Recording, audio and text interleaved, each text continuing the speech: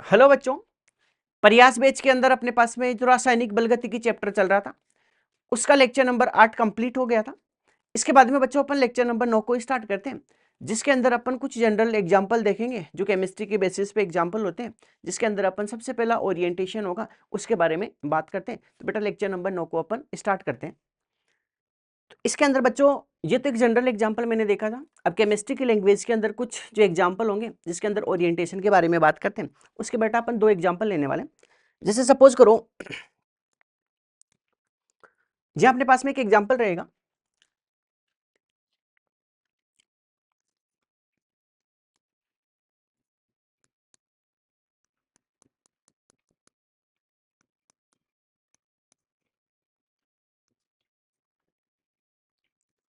बेटे अपने पास में एक एग्जाम्पल है जिसमें कार्बन इस तरफ मैंने हेलोजन जोड़ रखा है और इस कार्बन की वैलेंसी को 4 अलग अलग टाइप के ग्रुप थे उससे मैं सेटिस्फाइड कर रहा हूँ। बेटा इसकी रिएक्शन मेरे को न्यूक्लियोफाइल होता है उसकी प्रेजेंस में करवानी है। बेटा न्यूक्लियोफाइल के ऊपर जनरली कैसा चार्ज होगा? माइनस का चार्ज होगा।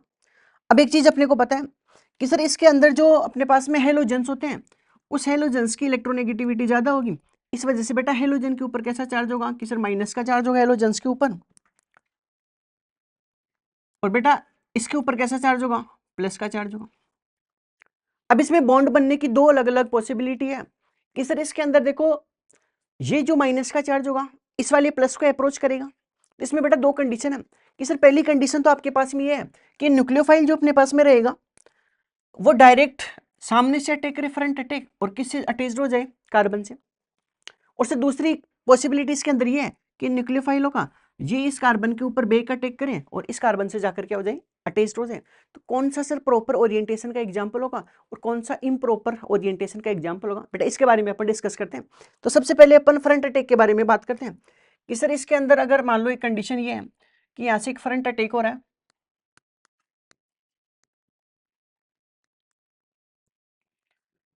बेटा देखो फ्रंट अटैक में क्या दिक्कत होगी कि सर जब फ्रंट अटैक होगा तो न्यूक्लियस के ऊपर माइनस का चार्ज है और इस हेलोजन के ऊपर भी माइनस का चार्ज है। जब ये न्यूक्लियस इसके ऊपर फ्रंट अटैक करने की कोशिश करेगा तो बेटा ये इस हेलोजन की इलेक्ट्रॉन डेंसिटी इसको क्या करेगी? रिपेल करेगी, क्योंकि इसके ऊपर माइनस चार्ज और इसके ऊपर भी माइनस। तो बेटा माइनस माइनस के बीच में रिपल्सन लगेगा। इसका मतलब यहाँ से फ्रंट अटैक करना पॉसिबल नहीं होगा। बेटा फ्रंट अटैक करोगे इसका मतलब यहाँ से प्रोडक्ट का बनना भी पॉसिबल नहीं होगा। इसका मतलब फ्रंट अटैक होगा उसके अंदर नो प्रोडक्ट फॉर्मेशन होगा, नो प्रोडक्ट फॉर्मेशन। अगर आपसे पूछ ले कि नो प्रोडक्ट फॉर्मेशन क्यों होगा तो बेटा आप क्या कहोगे कि सर इसका जवाब ये होगा कि यहाँ नो प्रोडक्ट फॉर्मेशन का कारण ये होता है कि जो हेलोजन होगी एक्स माइनस की इलेक्ट्रॉन डेंसिटी होगी और इस इलेक्ट्रॉन डेंसिटी इलेक्ट्रॉन घनत्व की वजह से बेटा क्या लगेगा? इसके अंदर प्रतिकर्षण लगेगा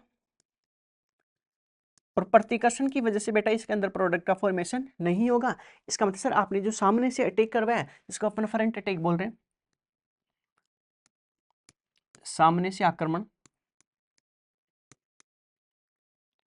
सर सामने से जो आक्रमण करवाया है उसमें प्रोडक्ट का फॉर्मेशन नहीं हो रहा। इसका मतलब सर ये किस टाइप का अपने पास में विन्यास होगा कि सर ये आपके पास में अनुपयुक्त अनुपयुक्त अभिविन्यास होने वाला है जिसके अंदर प्रोडक्ट का फॉर्मेशन नहीं होगा। तो बेटा ये सब चीजें अपने को इसके अंदर ध्यान रखनी है। बेटा ये जो पूरा प्रोसेस है इसको अपन SN2 रिएक्शन के नाम से जानते हैं। सर सेकेंड जो पॉसिबिलिटी है उसके अंदर आप क्या कराओ कि सर फ्रंट अटैक से नहीं हो रहा काम तो बैक अटैक करा दो। तो इस कंडीशन में बेटा मैं क्या करूंगा? यहाँ से बैक अटैक कराऊंगा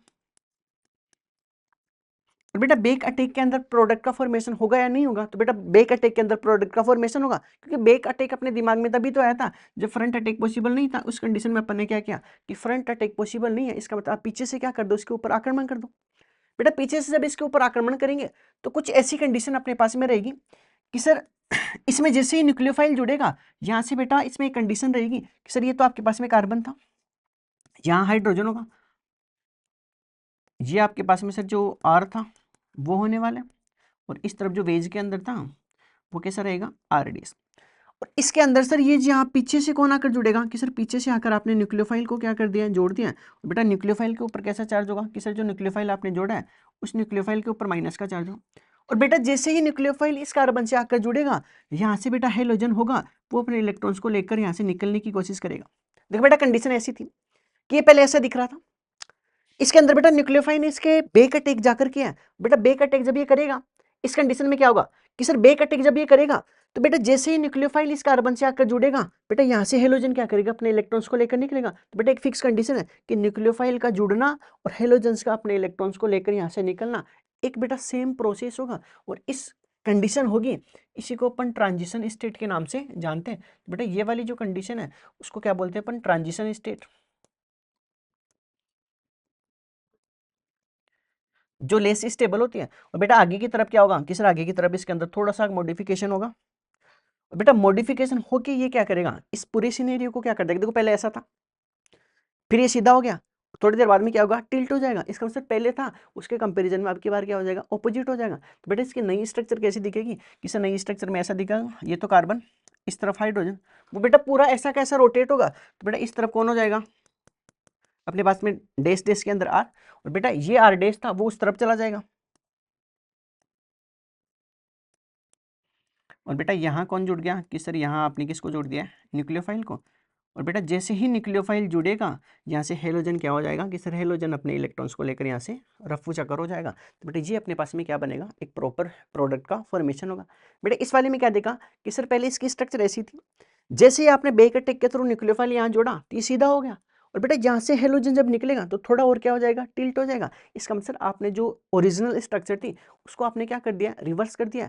इस वजह से बेटा इसका एक नाम होता है जिसको इन्वर्जन बोलते हैं। इन्वर्जन का मतलब आपने उसको अपोजिट कर दिया तो बेटा इसका एक नाम होगा जिसको अपन बोलते हैं वाल्डन इन्वर्जन इफेक्ट। इसका नाम होता है वाल्डन इन्वर्जन प्रोडक्ट होगा। बेटे वाल्डन तो एक साइंटिस्ट के नाम पे दिया गया और इन्वर्जन का मतलब आपने इसको जो प्रोसेस था उसको पूरा एक ऑपोजिट कर दिया इन्वर्ट कर दिया, इस वजह से इसका नाम वाल्डन इन्वर्जन इफेक्ट होगा। और बेटा ये जो पूरा प्रोसेस होगा इस प्रोसेस में बेटा प्रोडक्ट का फॉर्मेशन हो रहा है। इसका मतलब ये जो प्रोसेस होगा वो कैसा प्रोसेस होगा उपयुक्त अभिविन्यास, उपयुक्त अभिविन्यास एक प्रॉपर ओरिएंटेशन होगा। और बेटा इसके प्रोडक्ट का बनने का जो पूरा मैकेनिज्म होता है उसको अपन ऑर्गेनिक केमिस्ट्री में पढ़ेंगे तो वहाँ इसके बारे में डिटेल में डिस्कस करेंगे। अभी आपको इतना याद रखना है कि सर ये जो आपने सेकंड प्रोसेस करवाया इस पूरे प्रोसेस को अपन किस नाम से जानते हैं, इस बेटा पूरा प्रोसेस को अपन SN2 मैकेनिज्म के नाम से जानते हैं। जो बेटा अपन ऑर्गेनिक केमिस्ट्री के अंदर पढ़ने वाले हैं तो अभी अभी के लिए आपको बस थोड़ा बहुत आइडिया होना चाहिए इसका। इसको बेटा अपन SN मैकेनिज्म के नाम से जानते हैं। ये सब चीजें इसके अंदर पढ़नी थी। और बेटा इसमें एक चीज याद रखनी कि जब ये बेक अटैक करेगा तो इसमें बेटा अपन रिएजेंट के तौर पे एक यूज करेंगे जिसको अपन पोलर एप्रोटिक सॉल्वेंट बोलते हैं। एप्रोटिक सॉल्वेंट के नाम से जानते हैं। इसमें बेटा पोलर एप्रोटिक सॉल्वेंट के नाम पे अपन एसीटोन का यूज करेंगे इसके अंदर। तो ये सब चीजें आपको अभी अभी के लिए थोड़ी ध्यान रखनी है। ऑर्गेनिक केमिस्ट्री के अंदर आपका 12th क्लास का जो पहला चैप्टर आता है hello Elkin and hello Erin उसके अंदर अपन इसको डिटेल के अंदर पढ़ने वाले हैं। तो एक बार बच्चों आप इसको नोट करो, इसके बाद में इसकी कुछ लिमिटेशंस वगैरह है उन सबको अपन डिस्कस करते हैं। तो एक बार आप यहाँ तक इसको नोट करो।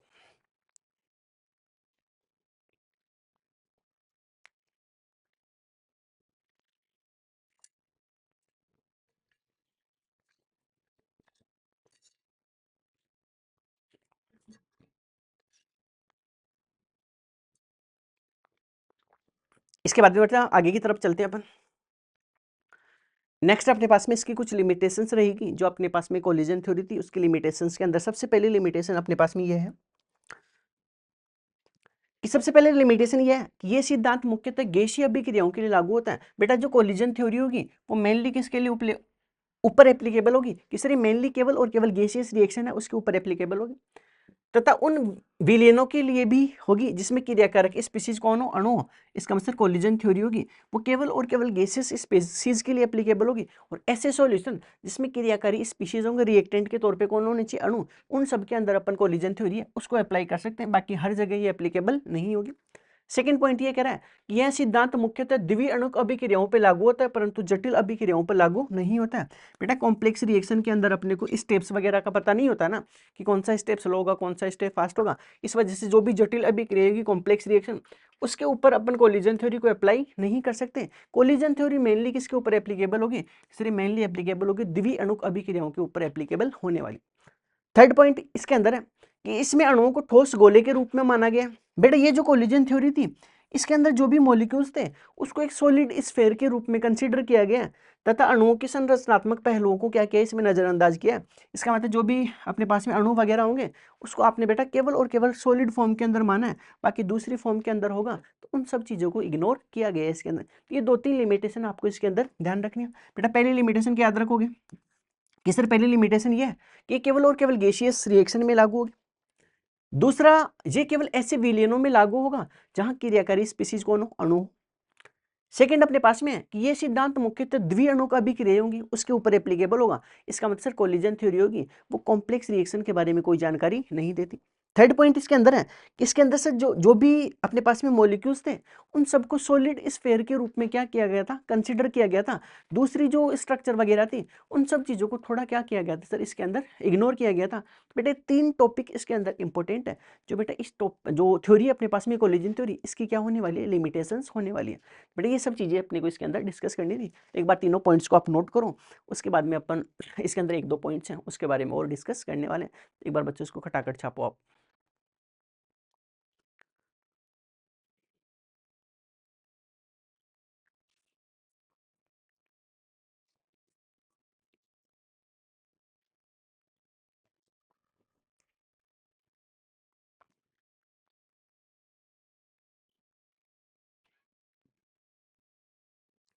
इसके बाद में बच्चों नेक्स्ट पॉइंट अपने पास में रहेगा इसमें इसे नेक्स्ट पॉइंट के अंदर R2 स्पेशल पॉइंट है जिसमें सबसे पहला क्या कह रहा है कि सक्रिय संकुल प्रभावी संगठ के संक्रमण अवस्था में बनता है और बहुत क्या होगा, अनस्टेबल होगा। बेटा इसमें अपन ने ट्रांजिशन जो स्टेट थी, ट्रांजिशन कॉम्प्लेक्स या ट्रांजिशन स्टेट के बारे में बात किया था। बेटा ये क्या होती है, थोड़े टाइम के लिए बनती है, इस वजह से क्या होती है कि सर ये अस्थायी होगी, जिसको अपन ट्रांजिशन स्टेट या फिर ट्रांजिशन कंपाउंड के नाम से जानते हैं। वे ट्रांजिशन कंपाउंड होगा थोड़े टाइम के लिए बनता है और लेस क्या होता है, स्टेबल होता है। ज़्यादा स्टेबल नहीं होगा ना, क्योंकि ये बना थोड़े टाइम के बाद में इसने क्या कर लिया, एक प्रोडक्ट के तौर पे इसने आप वापस अपने आप को क्या कर लिया, रीअरेंज कर लिया। तो ये सब चीज़ें इसके अंदर पढ़नी थी। तो इसके अंदर ये कि सक्रिय संकुल जिसको अपन बेटा ट्रांजिशन कंपाउंड या फिर कॉम्प्लेक्स या फिर ट्रांजिशन स्टेट के नाम से जानते हैं, प्रभावी संगठ में संक्रमण अवस्था बनता है, जो क्या होती है कि सर ये जो आपके पास में कॉम्प्लेक्स बना है ये ज्यादा स्टेबल नहीं होगा, अस्थायी होगा। दूसरा है कि तापक्रम बढ़ाने पर अभिक्रिया के लिए एक्टिवेशन एनर्जी का मान परिवर्तित नहीं होता है, लेकिन उन सक्रिय अणुओं की संख्या बढ़ जाती है जो ऊर्जा अवरोध को पार करते हैं, अतः अभिक्रिया का वेग क्या हो जाएगा, बढ़ जाएगा। तो ये क्या कह रहा है कि सर आप टेम्परेचर बढ़ाओगे तो बेटा टेम्परेचर बढ़ाने पे क्या होगा कि सर आपने टेम्परेचर बढ़ाया, इसका मतलब टेम्परेचर बढ़ाओगे तो बेटा काइनेटिक एनर्जी बढ़ेगी कि सर यहाँ से काइनेटिक एनर्जी क्या होगी, बढ़ेगी। बेटा काइनेटिक एनर्जी बढ़ेगी इसका मतलब मॉलिक्यूल्स एक्टिव हो जाएंगे, तो बेटा काइनेटिक एनर्जी बढ़ेगी तो सक्रिय अणुओं की संख्या बढ़ेगी, सक्रिय अणुओं की संख्या बढ़ेगी। और बेटा एक्टिव मॉलिक्यूल्स अगर बढ़ेंगे, सक्रिय अणु बढ़ेंगे, इसका मतलब है कि सर ज्यादा अभिकारक इसमें कन्वर्ट हो जाएंगे, उत्पाद के अंदर ज्यादा अभिकारक कन्वर्ट होंगे, तो बेटा सक्रिय मॉलिक्यूल्स अणुओं की संख्या बढ़ेगी। तो बेटा इससे क्या होगा कि सर अभिक्रिया की दर बढ़ जाएगी, तो बेटा क्या होगा कि सर रेट ऑफ रिएक्शन क्या होगी, बढ़ेगी। और बेटा रेट ऑफ रिएक्शन बढ़ रही है, इसका मतलब ज्यादा अभिकारक किसमें कन्वर्ट हो रहे हैं, उत्पाद में। और बेटा ऐसा तभी पॉसिबल होगा जब एनर्जी बैरियर क्या हो जाए इसके अंदर कम होगा, तो रेट ऑफ रिएक्शन बढ़ेगी तो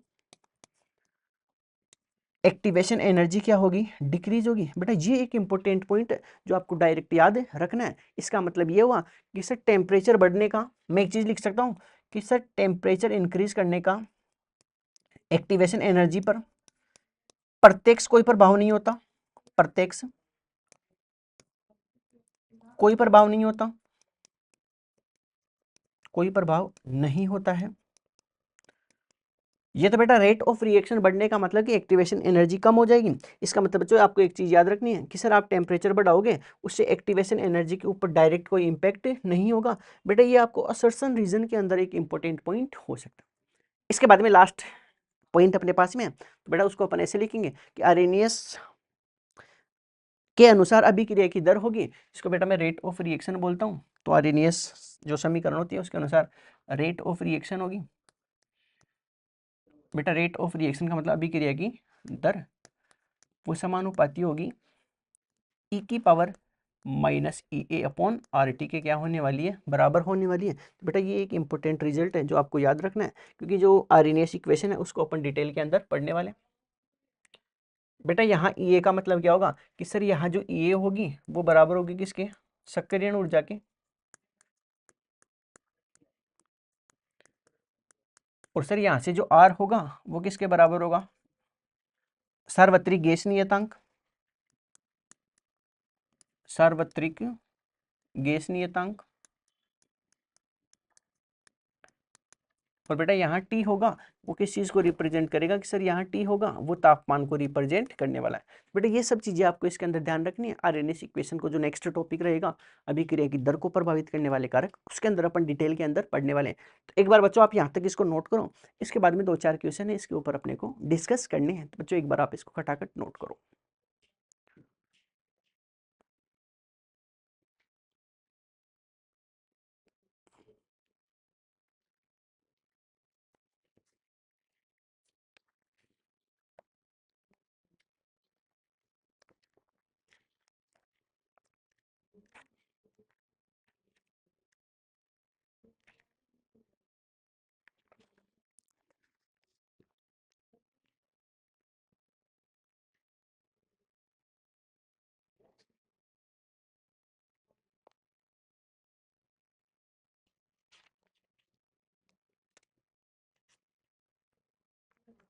इसके बाद में बच्चों अपन कुछ क्वेश्चंस के ऊपर चढ़ने वाले हैं। यहाँ से नेक्स्ट अपने पास में रहेगा कि एक उष्मा सेपी अभिक्रिया जिसमें ए से बी बन रहा है, उसके लिए एक्टिवेशन एनर्जी इतनी दे रखी है, एक्टिवेशन एनर्जी इतनी है। और बेटा इस उष्मा सेपी अभिक्रिया के लिए शायद कुछ डाटा मिसिंग है। बेटा ये जो वैल्यू दे रखी है ये आपको डेल्टा एच की वैल्यू दे रखी है। डेल्टा एच की वैल्यू कैसी होगी कि सर उष्मा सेपी अभिक्रिया होगी, इसका मतलब डेल्टा एच कैसा होगा, नेगेटिव होगा। और बेटा ये वैल्यू आपको कितनी दे रखी है, डेल्टा एच बराबर कितना दे रखा है, -20 दे रखा है मेरे को किलो जूल मोल इनवर्स के अंदर। और इसके अंदर क्या करना है कि सर आपको एक्टिवेशन एनर्जी बतानी है बैकवर्ड रिएक्शन की। तो बेटा इसका जनरल फॉर्मूला अपने को पता होता है कि सर इसके लिए आपने जनरल फॉर्मूला लिखवा रखा है कि डेल्टा एच बराबर होगा, वो होगा ई A forward minus E A backward. ये बेटा एक जनरल फॉर्मूला रहेगा जिसको अपन ऑलरेडी डिटेल के अंदर डिस्कस करके आए हैं कि सर ये जनरल फॉर्मूला था आपके पास में। अब बेटा यहाँ से सब कुछ तो दे रखा अपने को, क्या दे रखा है कि सर यहाँ अपने को दे रखा है डेल्टा एच की वैल्यू तो कितनी दे रखी है कि सर डेल्टा एच की वैल्यू तो 20 दे रखी है। डेल्टा एच की वैल्यू कितनी दे रखी है सर, यहाँ से डेल्टा एच तो 20 होगा जो किसका होगा, माइनस का, वो बराबर होगा एक्टिवेशन एनर्जी ऑफ फॉरवर्ड वो 80 दे रखी है। और बेटा ये बराबर होगा माइनस ई ए बैकवर्ड के। बेटा माइनस उस तरफ जाएगा तो प्लस का हो जाएगा, और वो प्लस इस तरफ आएगा तो मतलब माइनस का तो प्लस इस तरफ हो जाएगा। तो यहाँ से ई ए बैकवर्ड होगा वो बराबर होगा किसके, 80 + 20 के बराबर होगा। इसका मतलब इसकी वैल्यू कितनी आएगी, 100 किलो जूल मोल इनवर्स के क्या आने वाली है, बराबर आने वाली है। तो बेटा ये कह रहा है कि इसके लिए एक्टिवेशन एनर्जी कितनी होगी, तो बेटा वो एक्टिवेशन एनर्जी कितनी होगी कि सर ये 100 किलो जूल मोल इनवर्स के क्या होने वाली है, बराबर होने वाली है। ये सब चीजें अपने को ध्यान रखनी थी। और बेटा एक चीज मैंने लिखवाई थी कि यदि अगर क्वेश्चन में नहीं कहा जाए, यदि पर्सन में एक्टिवेशन एनर्जी के बारे में कोई इंफॉर्मेशन नहीं है, कोई इंफॉर्मेशन नहीं है तो उसे एक्टिवेशन एनर्जी ऑफ फॉरवर्ड ही माना जाएगा। बेटा ये कह रहा है कि अगर आपको क्वेश्चन में एक्टिवेशन एनर्जी के बारे में जानकारी नहीं है, केवल इतना सा कि एक्टिवेशन एनर्जी है, तो बेटा उस कंडीशन में जो एक्टिवेशन एनर्जी होगी उस वाली एक्टिवेशन एनर्जी को हमेशा किस में कंसीडर करना है कि सर वो फॉरवर्ड रिएक्शन होगी, उसी के लिए एक्टिवेशन एनर्जीज को कंसीडर करना है, जो अपन ने थ्योरी के अंदर डिटेल के अंदर इसके डिस्कस किया था। इसके बाद में नेक्स्ट क्वेश्चन है कि सर अगला क्वेश्चन ये कि एक रिएक्शन ऐसी है, इसके लिए सक्रियण ऊर्जा का मान आपको इतना दे रखा है, और इसके लिए सक्रियण ऊर्जा का मान इतना दे रखा है, मतलब ये फॉरवर्ड दे रखा होगा, और वो वैल्यू किसकी दे रखी है बेटा, बैकवर्ड की दे रखी है, वो ई ए बैकवर्ड दे रखी है। ठीक है, तो यहाँ से अभी की प्रकृति अपने को ज्ञात करनी है, तो सर वही फॉर्मूला लगाओ कि डेल्टा एच बराबर क्या होगा, कि सर यहाँ से आप फॉर्मूला वही लगा लो कि डेल्टा एच बराबर क्या होगा। बेटा डेल्टा एच बराबर क्या होगा कि सर डेल्टा एच बराबर होगा ई A forward minus E A backward. बेटा फॉरवर्ड की वैल्यू तो कितनी दे रखी है 32, और बेटा बैकवर्ड की वैल्यू कितनी दे रखी है 58 किलो जूल, मतलब ये दे रखी है। तो यहाँ से डेल्टा एच क्या आएगा कि सर यहाँ से डेल्टा एच एक चीज़ तो पक्की पता है कि यहाँ से जो डेल्टा एच आएगा उसकी वैल्यू कैसी होगी, नेगेटिव होगी। और बेटा नेगेटिव में भी कितनी होगी 26, 8 तो यहाँ से बच जाएगा और 18 26, इसकी वैल्यू कितनी आएगी -26 किलो जूल पर मोल इसकी वैल्यू आने वाली है। तो बेटा डेल्टा एच की वैल्यू नेगेटिव है, इसका मतलब अभी की प्रकृति तो कैसी होगी सर, ये एक्सोथर्मिक होगी, थर्मिक। और बेटा डेल्टा एच की वैल्यू कितनी आएगी कि वो आएगी सर -26 किलो जूल पर मोल इसकी क्या आने वाली है, वैल्यू आने वाली है। ये अपने पास में क्वेश्चन नंबर 86 था। इसके बाद में बेटा 87 क्वेश्चन के ऊपर चलते हैं। क्वेश्चन नंबर 87 ये कह रहा है कि एक उष्माशोषी अभिक्रिया है। बेटा अपने पास में सबसे पहले एक उष्माशोषी अभिक्रिया है। तो बेटा उष्माशोषी अभिक्रिया के लिए क्या होता है कि सर जो उष्माशोषी आपके पास में अभिक्रिया होगी, उस अभिक्रिया में क्या होगा कि सर उसके अंदर ग्राफ तो आपने ऐसा बताया था कि उष्माशोषी अभिक्रिया कि सर उष्माशोषी अभिक्रिया होगी, उसमें एक्टिवेशन एनर्जी डेल्टा एच के कंपैरिजन में तो क्या होगी, ज़्यादा होगी ना। देखो ऐसे समझो कि सर ये जो उष्माशोषी अभिक्रिया इसका मतलब एंडोथर्मिक रिएक्शन है, तो उसके लिए ग्राफ आपने ऐसा बताया था। इसके लिए एक्टिवेशन एनर्जी ऑफ फॉरवर्ड तो ये रहेगी, मतलब एक्टिवेशन एनर्जी, और सर ये इनका बीच का जो गैप होगा वो गैप किस चीज़ को रिप्रेजेंट करेगा, डेल्टा एच को। तो बेटा डेल्टा एच की तो वैल्यू कम है। सर यहाँ से क्या बता रहे हो कि सर यहाँ से एक चीज़ तो नजर आ रही है कि एक्टिवेशन एनर्जी होगी वो डेल्टा एच की वैल्यू से क्या होने वाली है, ज़्यादा, क्योंकि देखो एक्टिवेशन एनर्जी तो इतनी है जबकि डेल्टा एच इतनी है, इसका मतलब एक्टिवेशन एनर्जी डेल्टा एच के कंपेरिजन में क्या होगी, ज़्यादा होगी। इस वजह से बेटा कौन सा ग्राफ होगा कि सर इसके इस अभिक्रिया के लिए क्या होगा, एक्टिवेशन एनर्जी डेल्टा एच के कंपेरिजन में क्या होने वाली है, ज़्यादा होने वाली है। ठीक है, तो बेटा पहला ऑप्शन है। इसके बाद में नेक्स्ट अपने पास में है कि सर उष्माक्षेपीय अभिक्रिया होगी। तो बेटा उष्माक्षेपीय अभिक्रिया में क्या होगा, ये अपने पास में दो पॉसिबिलिटी हो सकती है इसके अंदर। जैसे एक तो ग्राफ ये बन जाए, दूसरा अपने पास में कुछ ऐसा सा ग्राफ भी तो बन सकता नहीं, ये लगभग इतनी एनर्जी को रिलीज करें। इसका मतलब सर इस कंडीशन के अंदर एक्टिवेशन एनर्जी है वो डेल्टा एच के कंपैरिजन में ज़्यादा भी तो हो सकती है ना, क्योंकि यहाँ अब की बार गैप ये रहेगा तो सर ज़्यादा भी हो सकती है। यहाँ क्या होगा, ये लगभग किसके बराबर भी हो सकती है, और बेटा एक कंडीशन के अंदर और नीचे की तरफ जाएगा तो उससे क्या हो सकती है, कम भी हो सकती है, मतलब डेल्टा एच ज़्यादा भी हो सकता है। इसका मतलब इनमें से जो अपने पास में क्या रहेगा कि इस कंडीशन के अंदर क्या होगा, तो बेटा इस कंडीशन के अंदर अपने पास में अलग अलग टाइप के ऑप्शंस दे रखे हैं। देखते हैं एक बार इसके अंदर कौन सा ऑप्शन आएगा, तो एक बार आप इसको ट्राई करो देखें।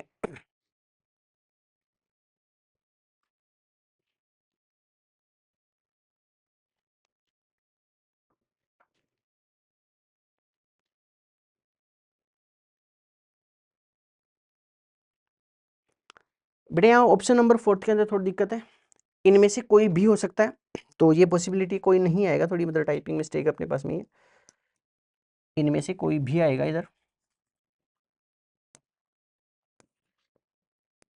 इनमें से कोई भी, तो बेटा कोई सी भी पॉसिबिलिटी इसके अंदर हो सकती है, इस वजह से फोर्थ आंसर इसके अंदर होने वाला है। बेटा ये अपने पास में किसके लिए था, उष्माक्षेपीय अभिक्रियाओं के लिए था, एंडोथर्मिक जो रिएक्शन उष्माक्षेपीय अभिक्रिया मतलब एक्सोथर्मिक रिएक्शन उसके लिए अपने पास में एक ग्राफ था।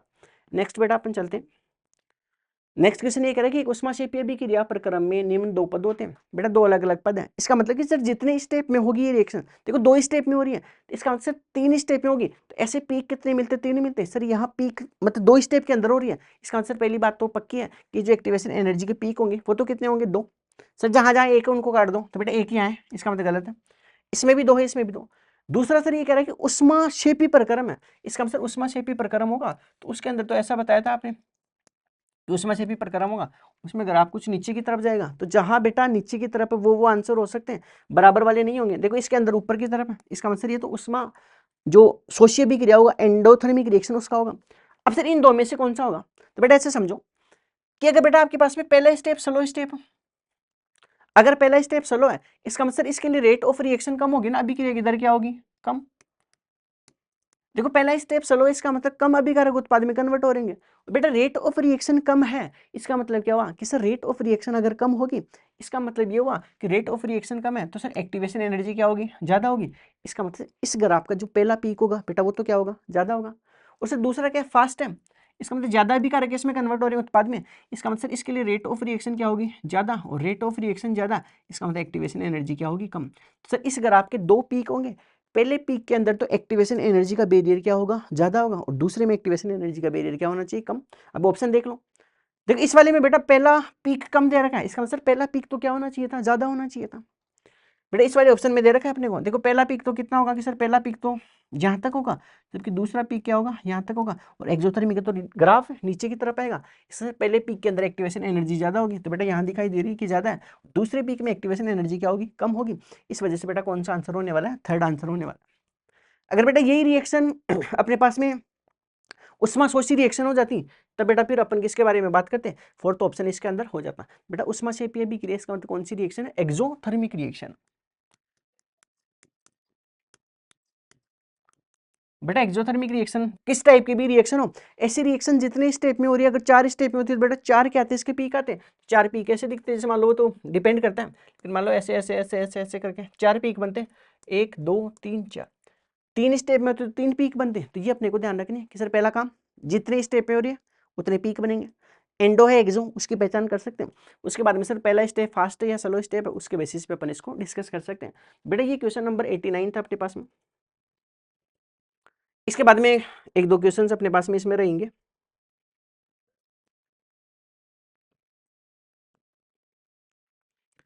तो इन सब क्वेश्चन को बेटा अपन नेक्स्ट लेक्चर के अंदर डिस्कस करते हैं। तो इस लेक्चर को अपन यही समाप्त करते हैं। आप सब लोग पढ़ते रहिए, मुस्कुराते रहिए। थैंक यू बच्चों।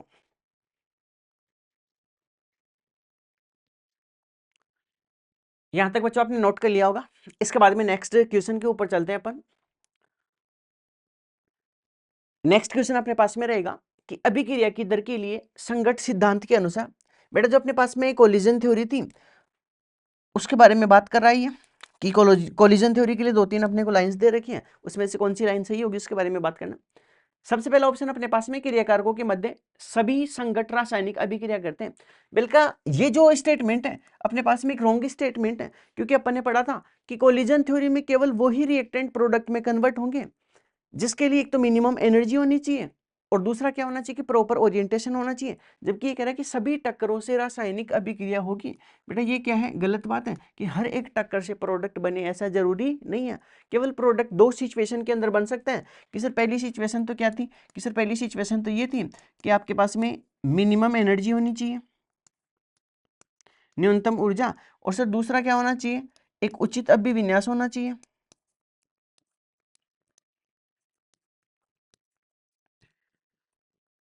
ये दो कंडीशन होगी तब जाके एक रिएक्टेंट बेटा किस में कन्वर्ट होगा, एक रिएक्टेंट प्रोडक्ट में कन्वर्ट होगा। ये सब चीजें अपने को इसके अंदर ध्यान रखनी। ये सभी संकट बोल रहा है, इस वजह से गलत हो गया। दूसरा अपने पास में कि अभिक्रिया की दर अणुओं के वेग के समानुपाती होती है। बेटा ऐसा जरूरी नहीं है, स्पीड से कोई लेना देना नहीं होता है। ये दो अगर कंडीशन फुलफिल होगी तभी जाके उसकी रेट ऑफ रिएक्शन क्या होगी, ज्यादा होगी। थर्ड ऑप्शन कह रहा है कि सभी अभिक्रिया जो गैसीय परावस्था में होती है वो शून्य कोटि की अभिक्रिया होगी। तो बेटा ऐसा भी कोई जरूरी नहीं है कि हर एक रिएक्शन जो गैसियस फेज के अंदर हो वो जीरो ऑर्डर केमिकल रिएक्शन के एग्जाम्पल हो, ऐसा जरूरी नहीं है। फोर्थ अपने पास में कि अभिक्रिया की दर संगत आवर्ती के सीधे समानुपाती होते हैं। बिल्कुल ये बात सही है बेटा। रेट ऑफ रिएक्शन होगी, रेट ऑफ रिएक्शन वो डायरेक्टली प्रोपोर्शनल होगी किसके, कोलिजन फ्रीक्वेंसी के, कोलिजन फ्रीक्वेंसी जिसको बेटा अपन जेड बोलते हैं। इसका मतलब रेट ऑफ रिएक्शन है वो डायरेक्टली प्रोपोर्शनल होती है जेड की। और बेटा अपने को पता है कि सर कोलिजन फ्रीक्वेंसी जिसको जेड बोलते हैं इसके लिए रेट ऑफ रिएक्शन बहुत ज्यादा होती है। कितनी होती है कि सर इसकी अप्रोक्स वैल्यू 10 की पावर 25 से 10 की पावर 28 कोलिजन पर सेकेंड होगी, कोलिजन प्रति सेकंड होती है। ये बेटा क्या होती है, इसकी ज्यादा स्पीड होती है। अब अपने को बेटा इसमें सही जो स्टेटमेंट था वो बताना था। तो बेटा यहाँ से कौन सा स्टेटमेंट सही होगा कि किसी भी अभिक्रिया की दर होगी वो कोलिजन फ्रीक्वेंसी के प्रोपोर्शनल होती है। और कोलिजन फ्रीक्वेंसी ये बोलती है कि जब भी एक रिएक्टेंट प्रोडक्ट में कन्वर्ट होगा तो उसके लिए रेट ऑफ रिएक्शन की वैल्यू कितनी होती है कि सर उसकी वैल्यू 10 की पावर 25 से लेकर 10 की पावर 28 कोलिजन पर सेकंड होती है। ये सब चीजें बच्चों अपने को इसके अंदर ध्यान रखनी थी। तो बेटा ये अपने पास में फोर्थ आंसर रहेगा। इसके बाद में क्वेश्चन नंबर 90 के ऊपर चलते हैं। एक बार आप इसको नोट करो। इसके बाद में क्वेश्चन नंबर 91 के ऊपर चलते हैं।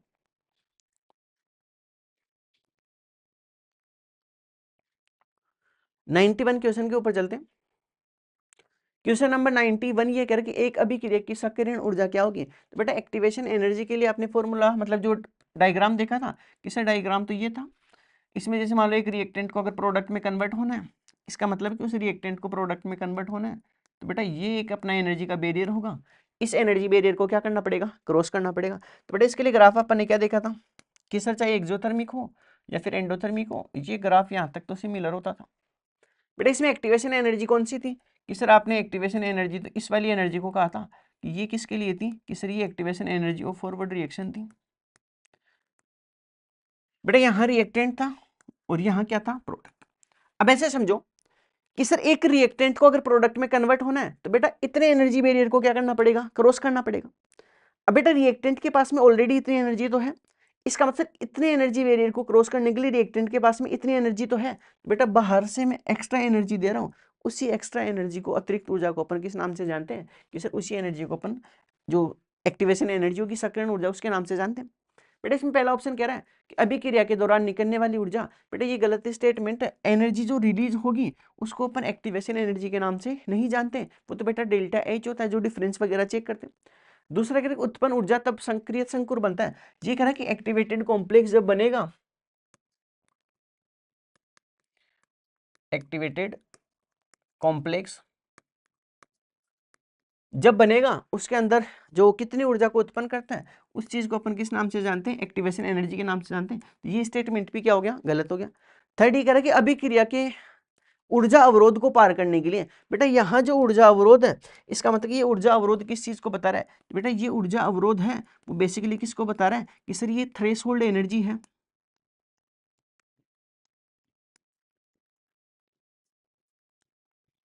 जिसको बेटा अपन दहली ऊर्जा बोलते हैं, उसके बारे में बता रहे हैं। ये क्या कह रहे हैं कि अभिक्रिया के ऊर्जा अवरोध को पार करने के लिए आवश्यक न्यूनतम ऊर्जा होगी। बेटा मिनिमम एनर्जी क्यों बोल रहे हैं, इसलिए मिनिमम एनर्जी इसलिए बोल रहे हैं क्योंकि इस रिएक्टेंट के पास में ऑलरेडी इतनी एनर्जी तो है। बेटा इतनी मिनिमम एनर्जी और देनी पड़ेगी तब जाके किस में कन्वर्ट होगा, प्रोडक्ट में। इसका मतलब सर ये जो एक्टिवेशन एनर्जी होगी उसकी एक प्रॉपर डेफिनेशन को क्या करता है, डिफाइंड करता है। फोर्थ ऑप्शन ये कह रहा है कि एक मोल उत्पाद बनाने के लिए आवश्यक ऊर्जा, तो ऐसा बेटा आपने कहीं नहीं पढ़ा कि एक मोल जो उत्पाद होगा उसको बनाने के लिए अपन एक्टिवेशन एनर्जी जैसी टर्म्स अपने नहीं पढ़ी। तो सबसे बेस्ट डेफिनेशन क्या होगी कि सर ये वो अतिरिक्त अमाउंट ऑफ एनर्जी है जो एक रिएक्टेंट को प्रोडक्ट में कन्वर्ट होने के लिए आवश्यक होता है। बेटा ये अपने पास में क्वेश्चन नंबर 91 था। इसके बाद में बच्चों अपन एक बार आप इसको चाहो तो नोट करो। इसके बाद में क्वेश्चन नंबर 92 के ऊपर चलते हैं। बेटा क्वेश्चन नंबर 92 ये कह रहा है कि एक उष्माशोषी अभिक्रिया के लिए डेल्टा एच अभिक्रिया की एंथैल्पी में प्रदर्शित है तो सक्रियण ऊर्जा का न्यूनतम मान होगा। बेटा उष्माशोषी अपने पास में अभिक्रिया है, इसका मतलब उष्माशोषी अभिक्रिया के लिए बेटा एक तो सबसे पहले अपन एक्टिवेशन एनर्जी का जो डायग्राम होता है वो बना के देखते हैं कि सर उष्माशोषी अभिक्रिया, इसका मतलब एंडोथर्मिक रिएक्शन है। तो सर उसके लिए जो डायग्राम होगा वो कुछ ऐसा डायग्राम होगा। इस तरफ तो पोटेंशियल एनर्जी हुआ करती थी, इस तरफ प्रोग्रेस ऑफ रिएक्शन होगी, प्रोग्रेस ऑफ रिएक्शन।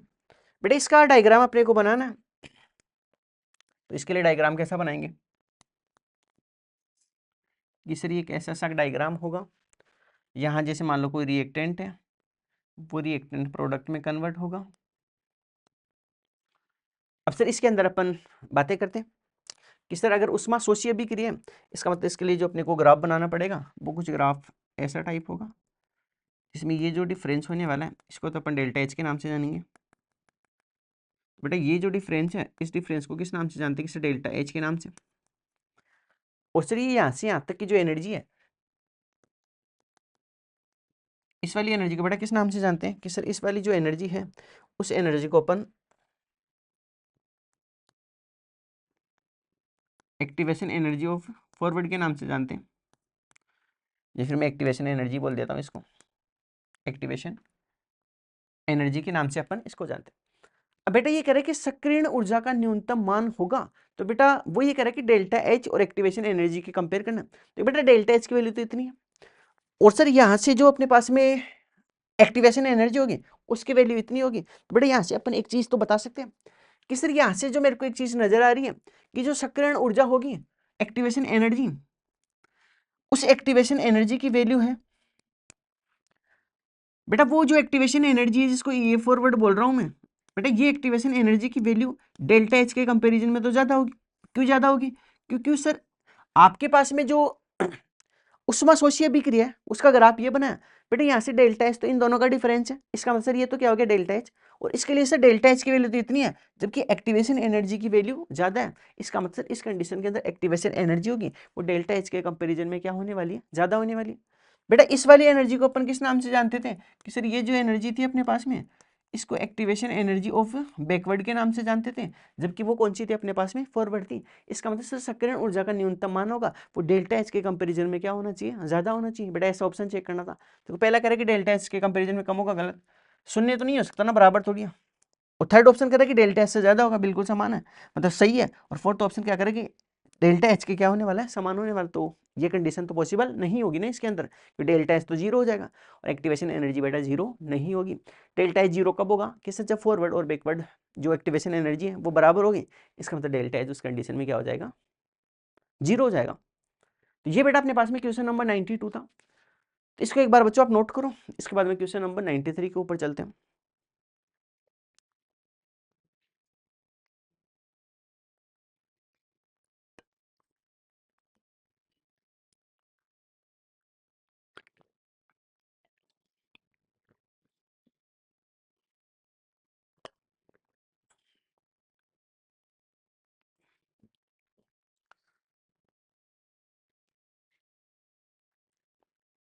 इसके बाद में बच्चों नेक्स्ट क्वेश्चन के ऊपर चलते हैं अपन, question number 93।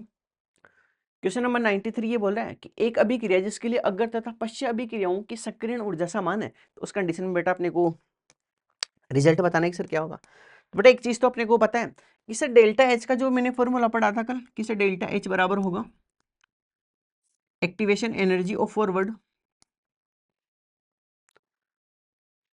Minus activation energy of backward. ये सर किस चीज का फॉर्मूला था, कि सर ये अपने पास में जो फॉर्मूला था वो फॉर्मूला किस चीज का था, कि सर ये फॉर्मूला अपने पास में एंथैल्पी में जो चेंज होता था उसका फॉर्मूला था। यहां सर अपने पास में जो डेल्टा एच है उसका मतलब था चेंज इन एंथैल्पी, एंथैल्पी में परिवर्तन, एंथैल्पी में परिवर्तन। बेटा ईएफ का मतलब क्या था सर, यहां से ईएफ होगा, उसका मतलब क्या था, अगर अभिक्रिया की एंथैल्पी, अगर अभिक्रिया की सक्रियण ऊर्जा, सक्रियण ऊर्जा, और ई ए बी था, उसका मतलब क्या है कि सर ई ए बी का मतलब है पश्च अभिक्रिया की, अभिक्रिया की सक्रियण ऊर्जा। ये सर जनरल फॉर्मूला अपने कम से कम 3-4 बार पढ़ लिया। बेटा क्वेश्चन में ये कह रहा है कि आपको ऐसी अभिक्रिया के लिए जो एंथैल्पी में परिवर्तन बताना है जिसके लिए अगर एवं पश्च अभिक्रियाओं की सक्रियण ऊर्जा क्या होगी, समान होगी। बेटा ये दोनों समान होगी तो डेल्टा एच क्या हो जाएगा कि सर इस कंडीशन के अंदर if E A forward equals to E A backward, तब उस कंडीशन में डेल्टा एच किसके बराबर होगा, सर डेल्टा एच किसके बराबर हो जाएगा, जीरो के। तो डेल्टा एच की वैल्यू जीरो होनी चाहिए। बेटा दूसरा कह रहा है कि एंट्रोपी के अंदर चेंज जीरो होगा, तो सर गलत है, कोटि शून्य। बेटा ऐसा तो मतलब कोई लॉजिक ही नहीं है, तो और कोई उत्तर, ये सब फालतू की बातें। सही आंसर कौन सा होगा, सर इस कंडीशन के अंदर एंथैल्पी के अंदर जो चेंज होने वाला है बेटा वो चेंज कितना हो जाएगा, जीरो हो जाएगा। ये क्वेश्चन नंबर 93 था। इसके बाद में बच्चों अपन क्वेश्चन नंबर 94 के ऊपर चलते हैं। क्वेश्चन नंबर 94 ये कह रहा है कि ऊष्माक्षेपीय अभिक्रिया x प्लस वाई के लिए सक्रियण ऊर्जा इतनी दे रखी है, ठीक है। देख क्वेश्चन ही थोड़ा पूरा नहीं है, मेरे को ऐसा लग रहा है।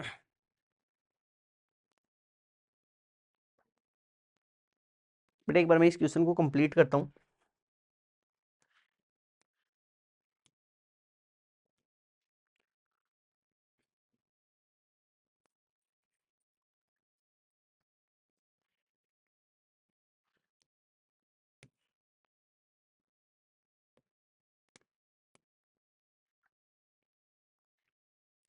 तथा इसके लिए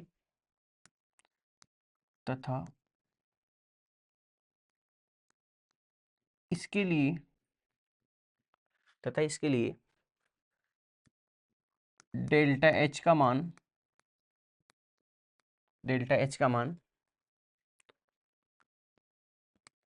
-20 किलो जूल मोल इनवर्स है,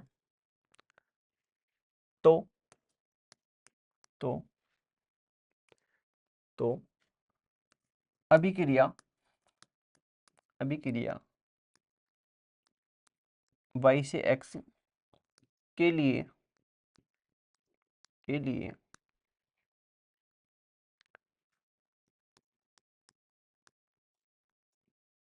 सक्रियण ऊर्जा का मान ज्ञात करो। सक्रियण ऊर्जा का मान ज्ञात करो। बेटा ये क्वेश्चन अब थोड़ा कंप्लीट है। क्वेश्चन आपको ये कह रहा है कि एक उष्मा क्षेपीय अभिक्रिया, इस अभिक्रिया के लिए मतलब रिएक्शन अपने पास में x से y बन रहा है, इसके लिए बेटा सक्रियण ऊर्जा आपको इतनी दे रखी। आगे आपको ये कह रहा है कि इसके लिए डेल्टा एच का मान है, उसकी value -20 kilo joule mole inverse दे रखी है।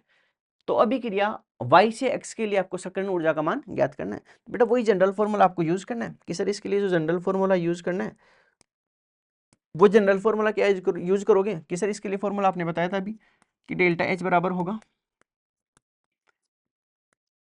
ए फॉरवर्ड माइनस ए बैकवर्ड। कि सर ये एक जनरल फॉर्मूला है जिसको आप क्या कर लो, यूज कर लो। ठीक है, इसके बाद में सर आप एक काम करो, अब क्वेश्चन में जो जो दे रखा है उन सब चीजों को आपको यहाँ रखना है। सर डेल्टा एच की वैल्यू उष्मा क्षेपीय अभिक्रिया है, इसका मतलब डेल्टा एच की वैल्यू क्या होगी कि सर डेल्टा यहाँ जो डेल्टा एच होगा वो किसके बराबर होगा, बेटा डेल्टा एच की वैल्यू होगी उष्मा क्षेपीय अभिक्रिया, इसका मतलब एक्सोथर्मिक रिएक्शन है। बेटा एक्सोथर्मिक के लिए डेल्टा एच कैसा होता है कि सर इसके लिए डेल्टा एच की वैल्यू कैसी होगी, नेगेटिव, और वो अपने को ऑलरेडी साइन के साथ में दे रखी है। बेटा डेल्टा एच तो -20 दे रखा है, और बेटा ये यहाँ x से y बन रहा है, इसके लिए एक्टिवेशन एनर्जी आपको 30 दे रखी है, तो सर यहाँ 30 रख दो, minus activation energy of backward तो आपको कैलकुलेट करनी है। तो बेटा ये क्या हो जाएगा, एक्टिवेशन एनर्जी ऑफ बैकवर्ड। बेटा यहाँ से एक्टिवेशन एनर्जी ऑफ बैकवर्ड निकालोगे तो सर ये एक्टिवेशन एनर्जी ऑफ बैकवर्ड होगी। बेटा ये इस तरफ आएगा तो प्लस का हो जाएगा 30, बेटा माइनस का इस तरफ आएगा तो प्लस का, तो कितना हो गया सर, यहाँ से एक्टिवेशन एनर्जी ऑफ बैकवर्ड आ गई वो 50 किलो जूल पर मोल आने वाली है। ऐसा बेटा ऑप्शन देखना था, देखो ऑप्शन नंबर 3 है। इसका मतलब बेटा क्वेश्चन के अंदर कुछ टाइपिंग मिस्टेक थी जो अपने को सही आइडेंटिफाई अपने किया है, क्योंकि क्वेश्चन अपने पास में आधा अधूरा था, तो उसको बेटा मैंने एक थोड़ा सा लॉजिकल लगाया और उसी क्वेश्चन को एक प्रॉपर शेप दी है, और बिल्कुल अपने सही सोचा कि जो जो चीज़ें इन्फॉर्मेशन दी गई थी वो प्रॉपर नहीं थी, मैंने इसको एक प्रॉपर फॉर्म के अंदर लिखा है। एक बार बच्चों आप क्वेश्चन नंबर 94 को नोट करो, इसके बाद में क्वेश्चन नंबर 95 के ऊपर चलते हैं। जल्दी नोट करो बच्चों एक बार।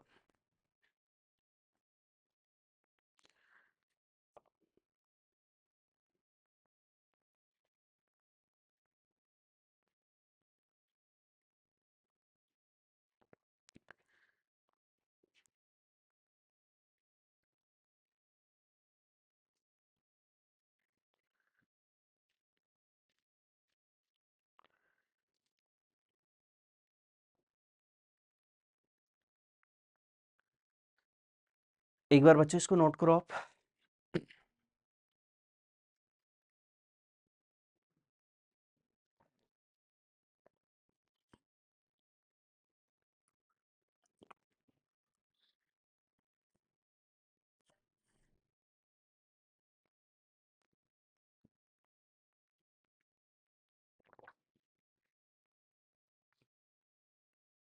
इसके बाद में बच्चों नेक्स्ट क्वेश्चन के ऊपर चलते हैं, क्वेश्चन नंबर 95 के ऊपर।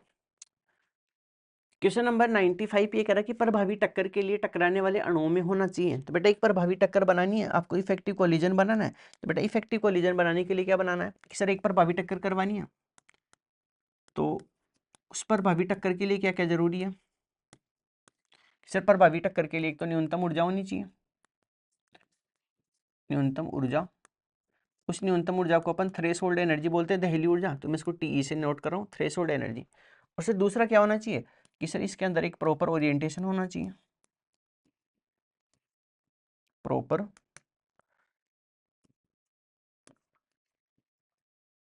ओरिएंटेशन होना चाहिए। इस प्रॉपर ओरिएंटेशन को बेटा अपन हिंदी में क्या बोलते हैं कि सर उचित विन्यास होना चाहिए, उचित विन्यास, ये सब होनी चाहिए एक इफेक्टिव कोलिजन के लिए। अब इसमें अलग अलग कंडीशन आपको दे रखी है। सबसे पहला क्या बोल रहा है कि सर एक निश्चित न्यूनतम ऊर्जा होनी चाहिए, बिल्कुल बेटा सही बात है, लेकिन निश्चित न्यूनतम ऊर्जा के साथ साथ में क्या होनी चाहिए कि सर इसके अंदर एक प्रॉपर अभिविन्यास भी होना चाहिए। इस वजह से बेटा अभी पहला ऑप्शन सही लग रहा है, लेकिन प्रॉपर सही नहीं है। आपके दूसरे ऑप्शन को चेक करते हैं। दूसरा ऑप्शन ये कह रहा है कि दहली ऊर्जा के बराबर या अधिक ऊर्जा होनी चाहिए। बेटा ये भी सही नहीं है ना, क्योंकि दहली ऊर्जा के बराबर या ज्यादा तो होनी चाहिए, लेकिन एक प्रॉपर ओरिएंटेशन भी होना चाहिए। इसका आंसर वो होगा जिसमें प्रॉपर ओरिएंटेशन और एक दहली ऊर्जा दोनों के बारे में बात करें। थर्ड ऑप्शन ये करेगा सही विन्यास होनी चाहिए। बेटा तीनों ऑप्शन अपनी जगह सही है, लेकिन तीनों ऑप्शन एक साथ होने चाहिए थे, वो आंसर ज्यादा क्या होता, प्रायोरिटी अपन उसको ज्यादा देते हैं। थर्ड ऑप्शन ये करेगा कि दहली ऊर्जा साथ ही साथ टक्कर का सही है अभिविन्यास भी होना चाहिए। बिल्कुल बेटा फोर्थ ऑप्शन सबसे प्रॉपर आंसर लग रहा है, क्योंकि सर इसके अंदर ये बोल रहा है कि आपके पास में एक तो न्यूनतम ऊर्जा होनी चाहिए, उस न्यूनतम ऊर्जा को क्या बोल रहे हैं सर दहली ऊर्जा, और साथ में टक्कर का सही अभिविन्यास होना चाहिए। बेटा एक प्रॉपर ओरिएंटेशन इसके अंदर होना चाहिए। इसका मतलब सर जो ऊपर वाली दोनों तीनों बातें थी वो स्टेट नंबर जो स्टेटमेंट नंबर 4 होगा उसके अंदर दे रखी है। तो बेटा यहाँ से सही आंसर कौन सा होगा, फोर्थ आंसर होगा। इसके बाद में बच्चों क्वेश्चन नंबर 96 के ऊपर चलते हैं। 96 क्वेश्चन को करने से पहले अब अपन एक नया टॉपिक स्टार्ट कर रहे हैं, जिसको बोलेंगे अभिक्रिया की दर को प्रभावित करने वाले कारक, factors affecting rate of reaction. उस चीज को अपन पढ़ने वाले हैं। तो बेटा नेक्स्ट रीडिंग अपने पास में रहेगी फैक्टर्स अफेक्टिंग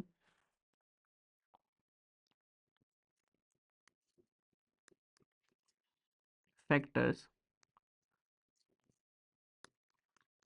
अफेक्टिंग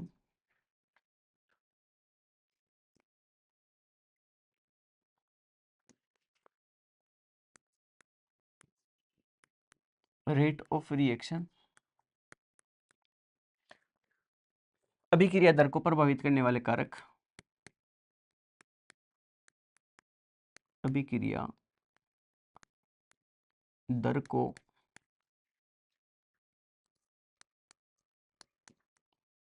प्रभावित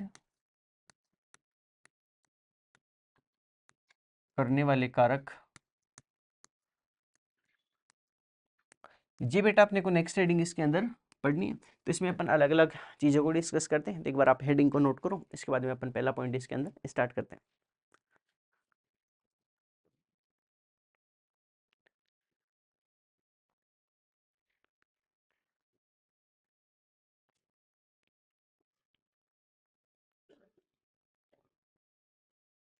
तो इसमें बेटा सबसे पहला पॉइंट अपन पढ़ेंगे नेचर ऑफ रिएक्टेंट, अभिकारक की प्रकृति। तो सबसे पहला अपने पास में रहेगा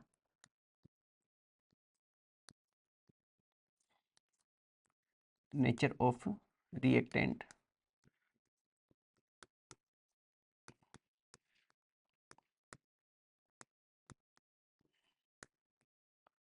अभिकारक की प्रकृति।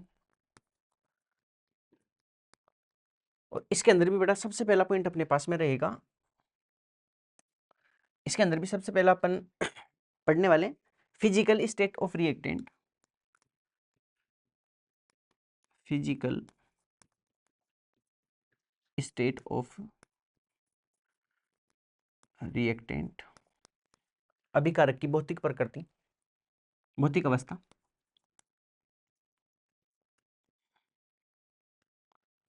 अभिकारक की भौतिक अवस्था, इसके बारे में बच्चों अपने को पढ़ना है। तो पहला टॉपिक अपने पास में रहेगा फिजिकल स्टेट ऑफ रिएक्टेंट, जिसके अंदर बेटा अपन बेसिकली बात करते हैं कि सर अपने पास में जो भी मैटर होगा उसके अलग अलग टाइप की फिजिकल स्टेट होती है, जिसमें जैसे मान लो सबसे पहले सर अपने पास में गैस होगी, उसके बाद में सर मैं लिक्विड के बारे में बात करता हूँ, और सबसे लास्ट में मेरे पास में सॉलिड रहेगा। सर इसके अंदर किसकी रेट ऑफ रिएक्शन ज़्यादा होगी, तो बेटा मैं कहूँगा कि सर रेट ऑफ रिएक्शन उसकी ज़्यादा होगी जिसके मॉलिक्यूल्स के बीच में फोर्स ऑफ अट्रैक्शन कम होगा। तो बेटा नीचे एक चीज़ में लिख दूँ क्या कि सर आप इस तरफ एक चीज़ लिख दो कि रेट ऑफ रिएक्शन है अभिक्रिया की दर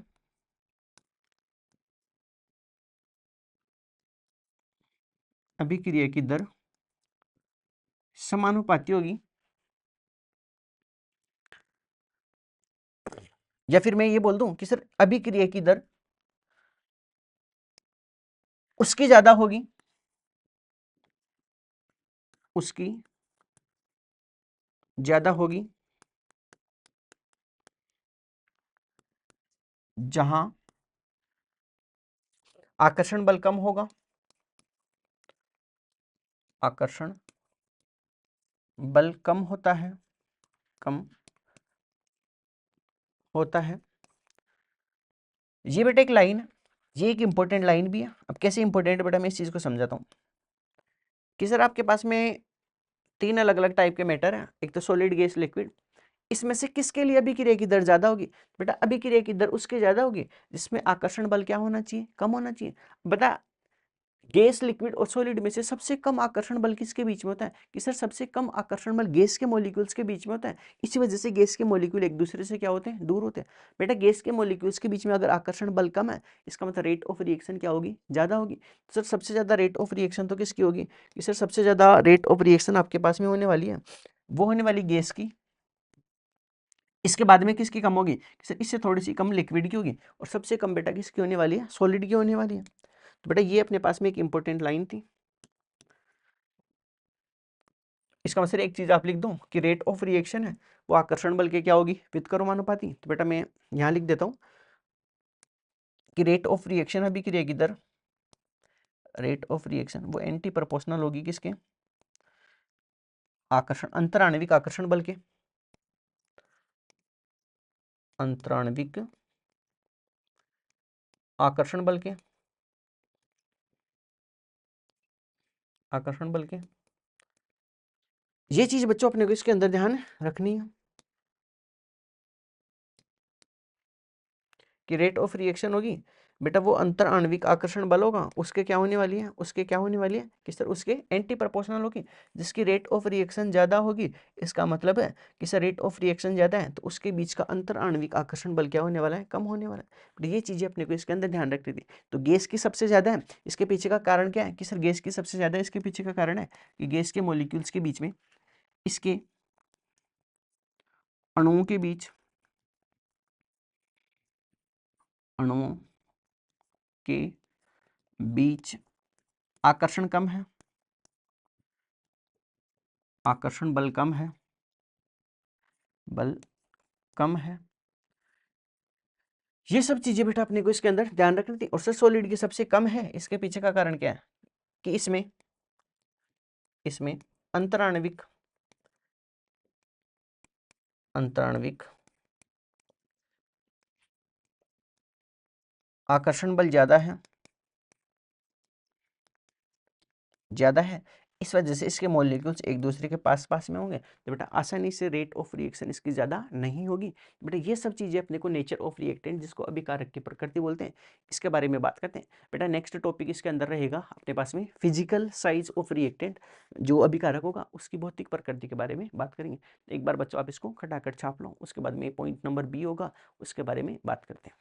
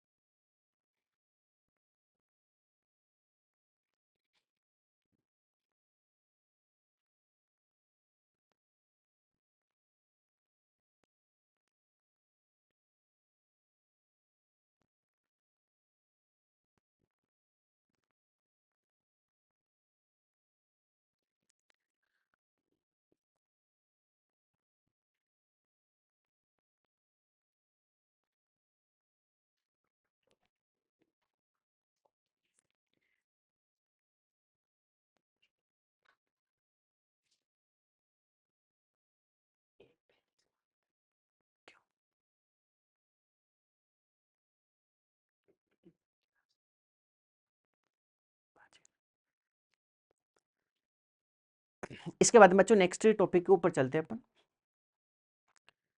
नेक्स्ट टॉपिक अपने पास में रहेगा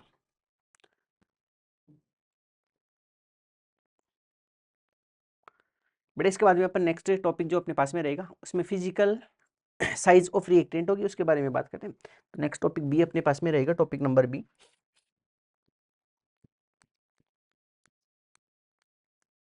फिजिकल साइज ऑफ रिएक्टेंट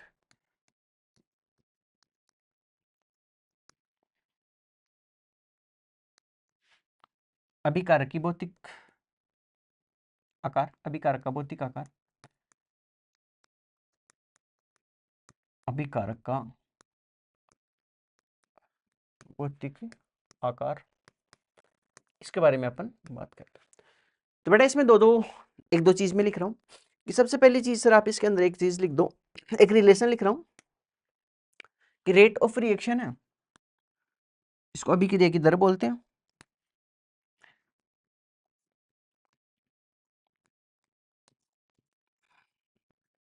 अभिक्रिया की दर वो एंटी प्रोपोर्शनल होगी।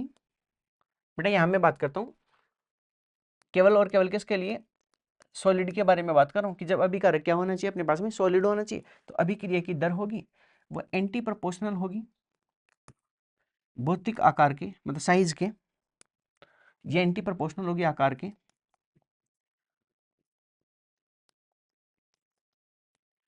और समानुपाती होगी सरफेस एरिया के, सरफेस एरिया, पृष्ठीय क्षेत्रफल बोलते हैं इसको, पृष्ठीय क्षेत्रफल,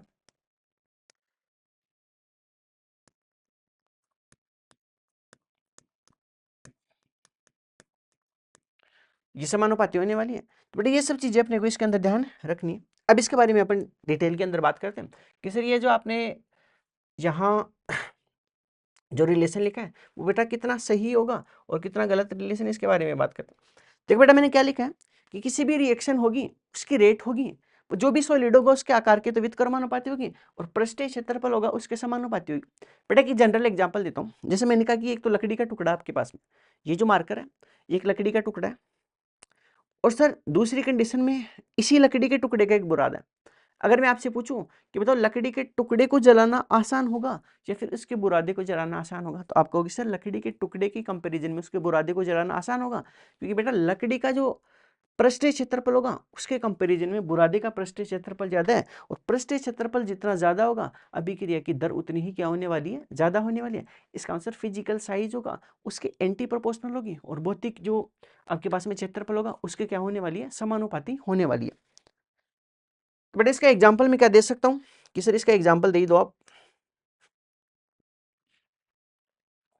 एग्जाम्पल मैं ऐसे दे दूं कि लकड़ी के टुकड़े की बजाय के टुकड़े की तुलना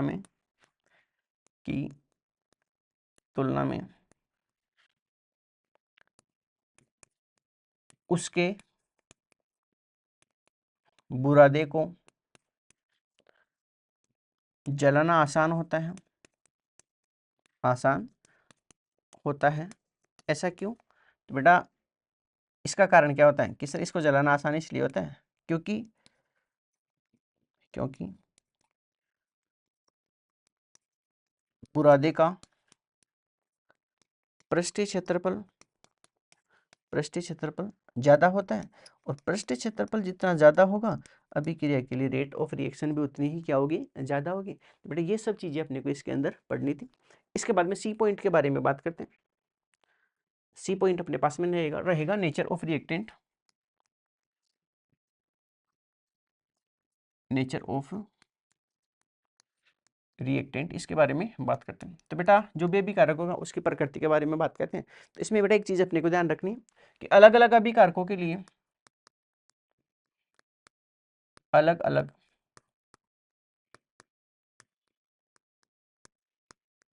अभिकारकों के लिए बंधों की संख्या, बंधों की संख्या, बंध ऊर्जा, बंध ऊर्जा अलग अलग होती है, अलग अलग होती है। अतः इनके लिए एक्टिवेशन एनर्जी को सक्रियण ऊर्जा बोलते हैं, अतः इनके लिए सक्रियण ऊर्जा, इसको बेटा एक्टिवेशन एनर्जी बोलते हैं। एक्टिवेशन एनर्जी भी भिन्न भिन्न होती है, विभिन्न भिन्न होती है। अब बेटा एक चीज मैं लिखने जा रहा हूँ कि सर एक चीज ऐसी है कि रेट ऑफ रिएक्शन अगर ज्यादा है, कि रेट ऑफ रिएक्शन अभिक्रिया की दर ज्यादा है, तो बेटा क्या होगा कि सर उस कंडीशन में एक्टिवेशन एनर्जी क्या होगी, कम होगी। इसका मतलब आप एक चीज लिख दो कि रेट ऑफ रिएक्शन है एंटी प्रोपोर्शनल होगी इसके सक्रियण ऊर्जा की एक्टिवेशन एनर्जी। बेटा इस चीज को ऐसे समझो, देखो रेट ऑफ रिएक्शन ज्यादा है सर, इसका मतलब क्या हुआ कि रेट ऑफ रिएक्शन ज्यादा है, इसका मतलब ज्यादा रिएक्टेंट किस में कन्वर्ट होंगे, प्रोडक्ट में। बेटा ज्यादा रिएक्टेंट अगर प्रोडक्ट में कन्वर्ट हो रहे हैं, इसका मतलब पक्की बात है कि जो एक्टिवेशन एनर्जी का बैरियर है वो कम होगा, क्योंकि बेटा रेट ऑफ रिएक्शन ज्यादा है, इसका मतलब अभिकारक से उत्पाद में बदलने की दर ज्यादा होगी। बेटा अभिकारक से उत्पाद में बदलने की दर ज्यादा है, वो तभी पॉसिबल होगा जब ये एनर्जी का बैरियर इसके अंदर क्या होना चाहिए, कम होना चाहिए। इसका मतलब रेट ऑफ रिएक्शन होगी वो एक्टिवेशन एनर्जी के क्या होने वाली, एंटी प्रोपोर्शनल होने वाली है। ये बेटा अपने पास में पॉइंट नंबर सी था। नेचर ऑफ रिएक्टेंट के अंदर 3 पॉइंट के बारे में पढ़ा था, तो इसके बाद में बच्चों अपन एक बार आप इसको नोट करो। इसके बाद में नेक्स्ट टॉपिक के ऊपर चलते हैं, जिसके अंदर अपन कॉन्सेंट्रेशन फिर टेम्परेचर प्रेशर के बारे में बात करने वाले हैं। तो एक बार बच्चों आप इसको नोट करो, नेक्स्ट टॉपिक के ऊपर चलते हैं। इसके बाद में बच्चों नेक्स्ट अपने पास में रहेगा जो फैक्टर्स अफेक्ट करने वाले थे, उसमें पहला फैक्टर था, उसके 3 अलग अलग पॉइंट्स अपन ने पढ़े थे। इसके बाद में बच्चों दूसरा अपन स्टार्ट करते हैं यहाँ से। सेकंड अपने पास में रहेगा कॉन्सेंट्रेशन। जो सेकंड फैक्टर रहेगा इसको अफेक्ट करने वाला, बेटा वो अपने पास में कौन रहेगा कि सर वो अपने पास में कॉन्सेंट्रेशन रहेगा। तो सेकंड फैक्टर रहेगा कॉन्सेंट्रेशन, इसको सांद्रता बोलते हैं। तो बेटा जनरली ऐसा होता है कि अभिक्रिया की जो दर होगी, जनरली ऐसा देखेंगे अपन कि अभिक्रिया की दर, जिसको अपन ROR बोलते हैं, रेट ऑफ रिएक्शन, बेटा ये डायरेक्टली प्रोपोर्शनल होने वाली है किसके, सांद्रता के। डायरेक्टली प्रोपोर्शनल होगी किसके, सांद्रता के। लेकिन बेटा हर बार ऐसा हो ऐसा जरूरी नहीं है, क्योंकि ऐसा क्यों नहीं होगा, उसके एक एग्जांपल देता हूं मैं। बेटा ये अपने पास में एक जनरल इक्वेशन होगा, और इसके मैं सामान्य जो है वो ऐसा लगा रहा हूँ कि इससे सामान्यतः ऐसा होगा कि जनरली ऐसा होगा, सामान्यतः ऐसा होगा। बेटा ऐसा हर बार नहीं होगा, इसके पीछे का लॉजिक ही होता है कि सर आप रेट को ऐसे लिखते हो, जैसे मान लो एक इक्वेशन है कि आपके पास में एक इक्वेशन है, ए से आप क्या बना रहे हो, उत्पाद बना रहे हो। उसके लिए अगर आप ऐसा लिखो कि सर इसके लिए अगर मैं जीरो ऑर्डर रिएक्शन के लिए बात करूं, शून्य कोटि के लिए, शून्य कोटि के लिए, तो सर आप इसके लिए जनरल जो इक्वेशन ऐसे लिखते हैं कि सर इसके लिए रेट ऑफ रिएक्शन कैसे लिखोगे कि सर यहाँ से दर बराबर होगी वो होगी के ए की पावर एन करनी पड़ेगी, जितना ऑर्डर होगा उसको पावर में लगाना पड़ेगा। बेटा शून्य कोटि अभिक्रिया, इसका मतलब सर एन की वैल्यू आप जीरो रखोगे, तो बेटा यहाँ से रेट क्या होगी कि सर यहाँ से रेट बराबर होगा के, और ए की पावर में कितना करना पड़ेगा, जीरो। सर यहाँ तो जो रेट है वो कॉन्सेंट्रेशन के ऊपर डिपेंड नहीं कर रही, इसका मतलब ये हुआ कि बेटा शून्य ऑर्डर रिएक्शन हो गया अपने पास में, शून्य कोटि अभिक्रिया। उस अभिक्रिया के लिए एक चीज क्या लिखेंगे, एक चीज ये लिखेंगे कि शून्य कोटि अभिक्रिया के लिए, शून्य कोटि अभिक्रिया के लिए, अभिक्रिया के लिए दर सांद्रता पर निर्भर, सांद्रता पर निर्भर नहीं करती है, नहीं करती है।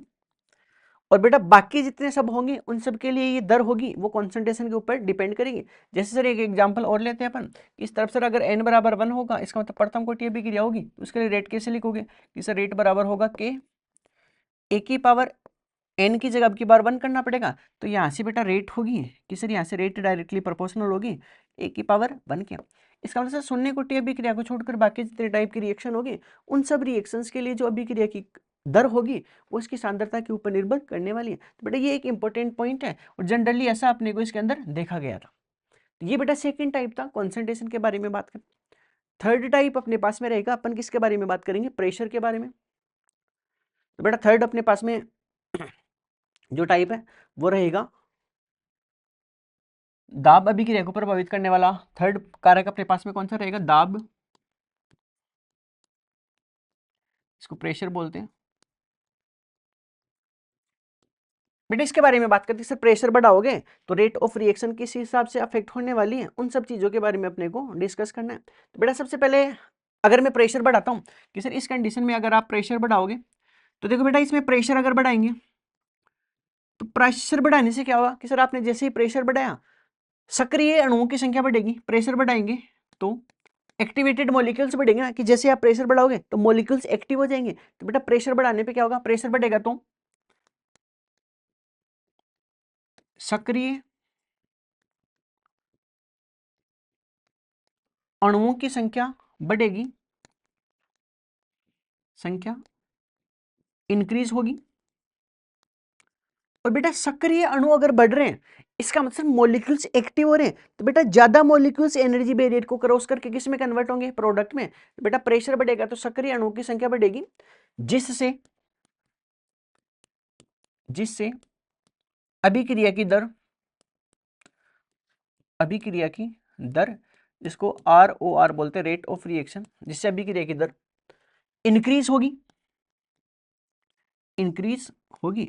और बेटा ये किसके लिए बात करेंगे, केवल गैसीय अभिक्रियाओं के लिए बात कर रहे हैं अपन, केवल गैसीय अभिक्रियाओं में ऐसा देखने को मिलेगा। इसका मतलब सर एक इंपॉर्टेंट लाइन आप ये लिख दो कि गैसीय अभिक्रियाओं के लिए रेट ऑफ रिएक्शन है वो डायरेक्टली प्रोपोर्शनल होगी किसके, प्रेशर के। बेटा ऐसे में क्या लिखूंगा कि अभिक्रिया की दर समानुपाती होगी किसके, दाब के। दाब को आप जैसे ही बढ़ाओगे सर दाब बढ़ेगा, इसका मतलब आपने दाब बढ़ाकर मॉलिक्यूल्स को क्या कर दिया, एक्टिव कर दिया, सक्रिय कर दिया, जिससे ज्यादा मॉलिक्यूल्स इस एनर्जी बैरियर को क्रॉस करके किस में कन्वर्ट होंगे, प्रोडक्ट में। इसका मतलब सर ज्यादा रिएक्टेंट प्रोडक्ट में कन्वर्ट हो रहे हैं, इसका मतलब सर आपने इनडायरेक्टली रूप से रेट ऑफ रिएक्शन है उसको इंक्रीज कर दिया। तो बेटा ये एक इंपॉर्टेंट लाइन मेरे पास में रहने वाली है।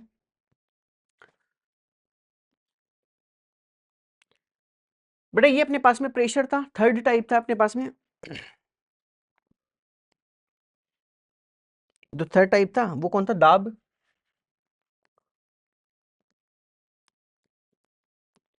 इसके बाद में बेटा फोर्थ जो टाइप होगा अपने पास में, फोर्थ फैक्टर होगा अफेक्ट करने वाला, वो टेम्परेचर होगा। तो उसके बारे में अपन बात करते हैं। तो एक बार बच्चों आप यहाँ तक इसको नोट करो, इसके बाद में बच्चों अपन टेम्परेचर के ऊपर बात करने वाले हैं। तो एक बार खटाखट छापो इसको।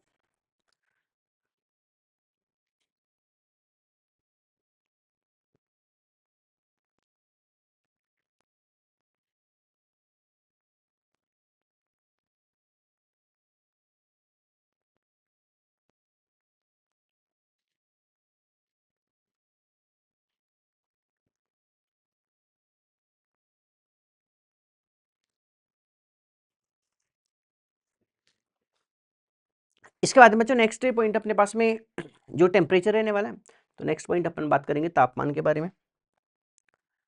तो बेटा फोर्थ पॉइंट अपने पास में रहेगा तापमान। इस तापमान को अपन टेम्परेचर लिखेंगे। बेटा इसमें एक चीज अपने को याद रखनी है कि सर टेम्परेचर बढ़ाएंगे अपन, कि सर आप अगर टेम्परेचर को इंक्रीज करोगे तो टेम्परेचर अगर इंक्रीज होगा तो दो टाइप के आपके पास में रिएक्शंस होती है। एक तो एंडोथर्मिक रिएक्शन होगी, पहली रिएक्शन कौन सी होगी, एंडोथर्मिक।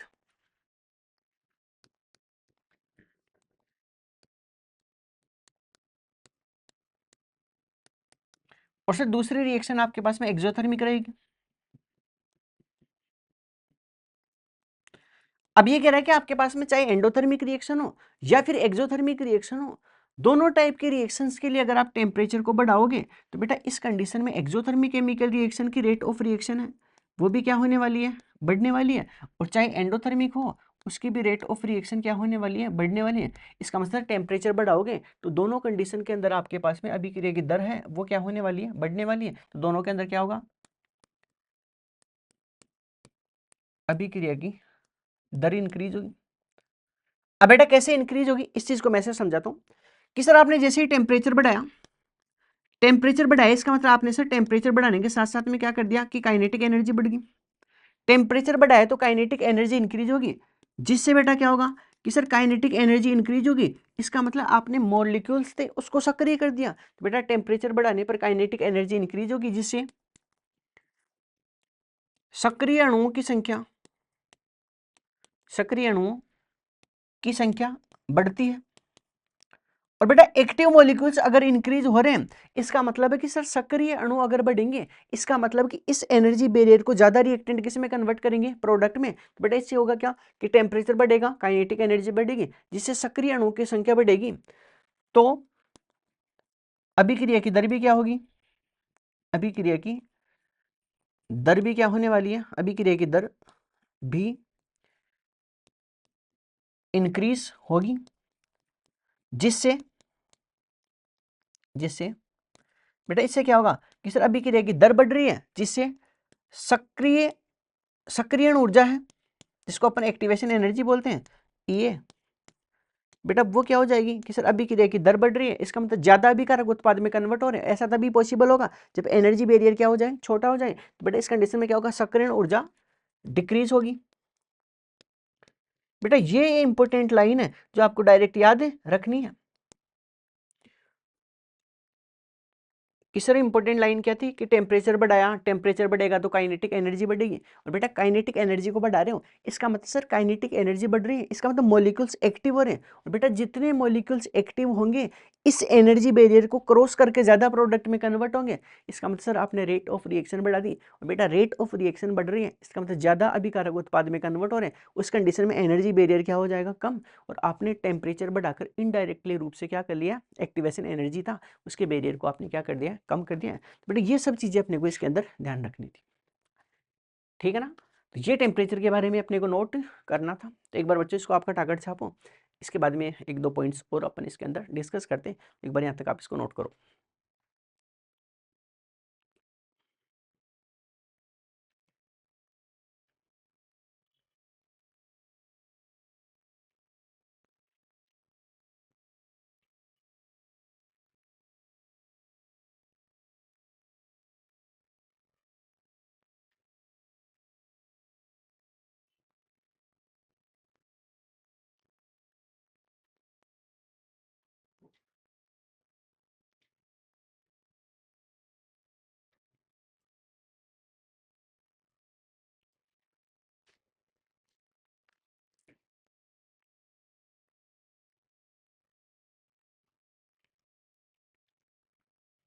इसके बाद में बच्चों नेक्स्ट पॉइंट अपने पास में रहेगा, नेक्स्ट पॉइंट ये रहेगा कि दर नियतांक तथा तापमान के बीच में संबंध। तो नेक्स्ट पॉइंट रहेगा रिलेशन बिटवीन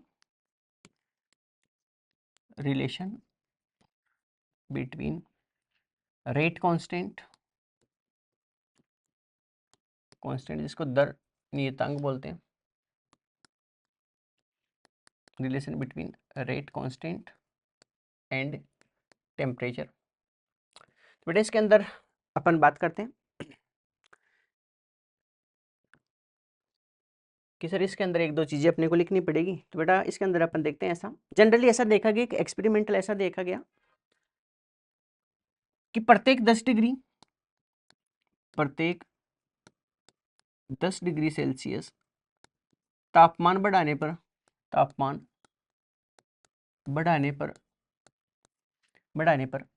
अभिक्रिया की दर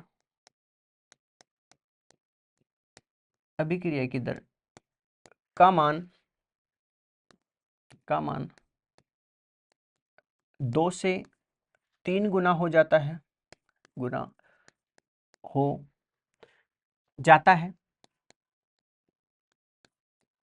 बेटा जनरली क्या देखा गया कि आप टेम्परेचर को अगर 10 डिग्री सेल्सियस से बढ़ाओगे तो हर बार 10 डिग्री सेल्सियस टेम्परेचर बढ़ाओगे बेटा उससे अभिक्रिया की दर होगी, उस अभिक्रिया की दर का जो मान होगा वो कितना हो जाएगा कि सर आप प्रत्येक 10 डिग्री टेम्परेचर बढ़ाओगे तो उससे अभिक्रिया की दर का मान कितना हो जाएगा, 2 से 3 गुना हो जाएगा।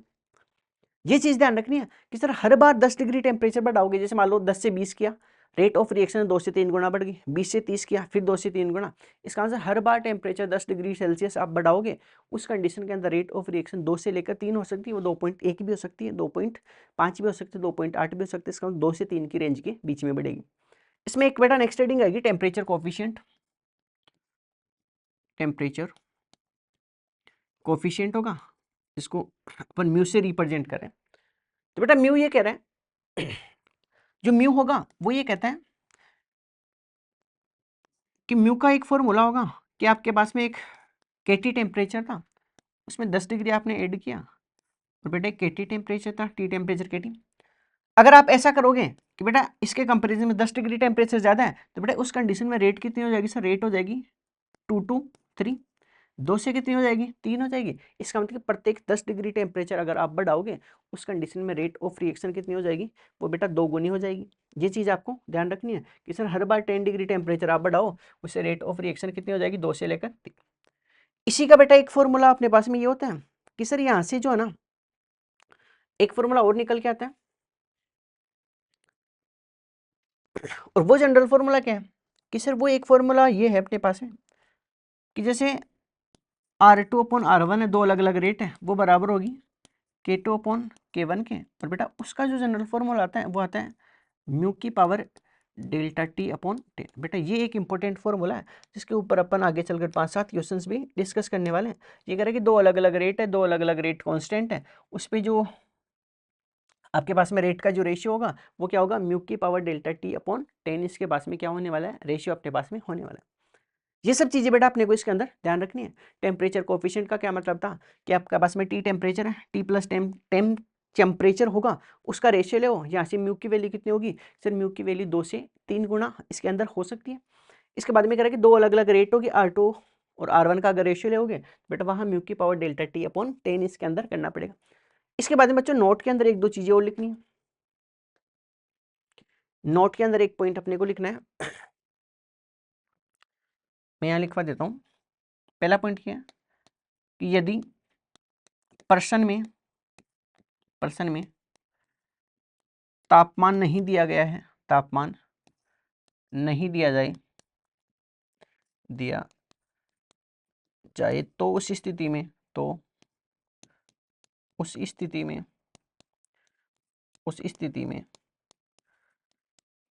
तापमान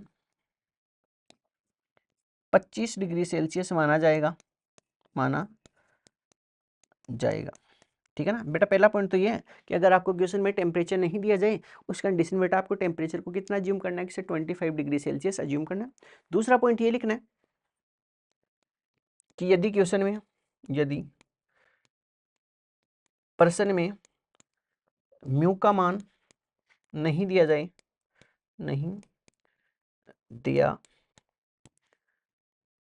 तो म्यू बराबर 2 मानना है, है।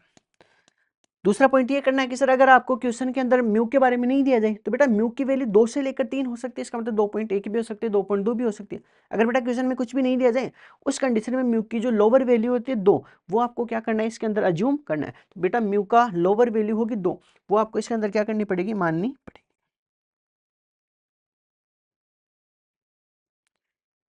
ये सब चीजें बेटा अपने को इसके अंदर ध्यान रखनी थी। तो ये एक इंपॉर्टेंट पेज है बेटा, इसको नोट करो। इसके ऊपर कुछ 2-4 क्वेश्चन है वो अपन डिस्कस करते हैं। तो एक बार बच्चों आप इसको नोट करो, एक दो क्वेश्चन मैं इसके ऊपर डिस्कस करने वाला हूँ।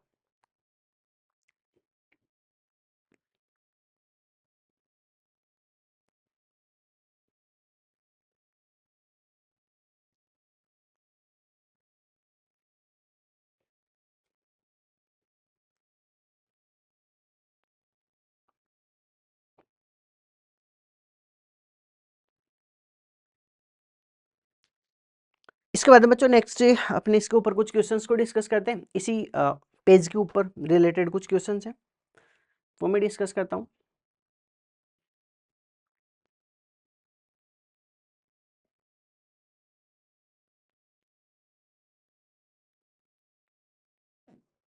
जैसे बेटा अपने पास में एक क्वेश्चन है, ये क्वेश्चन अपने पास में रहेगा, और क्वेश्चन क्या कह रहा है ये कह रहा है कि किसी अभिक्रिया के लिए तापमान है उसको 10 डिग्री सेल्सियस से 50 डिग्री कर दें तो अभिक्रिया की दर कितने गुना बढ़ जाएगी। तो बेटा इसके लिए अपने फॉर्मूला क्या देखा था कि इस फॉर्मूला में आपने सबसे पहले तो देखो इस क्वेश्चन में ये कह रहा है कि आपके पास में जो टेम्परेचर था तापमान, उस टेम्परेचर को आपने चेंज किया है और चेंज कहाँ से कहाँ किया है कि सर आपको टेम्परेचर जो था उसको 10 डिग्री सेल्सियस से कितना कर दिया सर 50 डिग्री सेल्सियस कर दिया। 50 से डिग्री सेल्सियस आपने तापमान को चेंज किया है तो इससे रेट ऑफ रिएक्शन बतानी है। तो बेटा रेट ऑफ रिएक्शन का तो अभी फॉर्मूला बताया था कि सर रेट बराबर होगा म्यू की पावर डेल्टा टी अपॉन 10। और सर अगर क्वेश्चन में कुछ भी नहीं कहा जाए बेटा यहाँ अपने को म्यू नहीं दे रखा तो आपने सर इसका भी एक जुगाड़ बताया था कि यदि पर्सन में म्यू का मान नहीं दिया जाए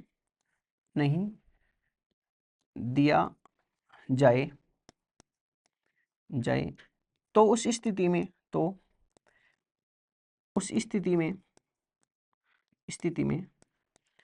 म्यू का न्यूनतम मान बराबर 2 मानना है। तो बस बेटा फॉर्मूला दे रखा है, म्यू की जगह कितना पुट कर दो कि सर इस फॉर्मूले में म्यू की पावर तो मतलब म्यू की जगह तो 2 कर दो। डेल्टा टी का मतलब तापमान में कितना चेंज आया सर, यहाँ तापमान में चेंज आ रहा है 50 से 40 ये है तो ये हो जाएगा 50 माइनस 40 कि सर ये तो 2 था, इसकी पावर में डेल्टा टी करना है तो बेटा 50 माइनस 10 था तो ये तो 40 हो गया और इसको क्या करना था 2 से अपने को 10 से डिवाइड करना था। सर यहाँ से 10 से डिवाइड कर दो तो ये हो गया अपने पास में 40 को 10 से डिवाइड करोगे तो 4 आ जाएगा। इसका मतलब 2 की पावर कितना हो गया 4। और सर 2 की पावर 4 है, इसका मतलब आप क्या कर रहे हो रेट को कितने टाइम इंक्रीज कर रहे हो कि सर 2 की पावर 4 का मतलब 16 गुना दर क्या होने वाली है बढ़ने वाली। ये सब चीज़ें बेटा अपने को इसके अंदर ध्यान रखनी थी। तो ये एक अपने पास में क्वेश्चन नंबर 96 था, उसको अपन ने डिस्कस किया। इसके बाद में बच्चा कुछ क्वेश्चन और अपन डिस्कस करते हैं।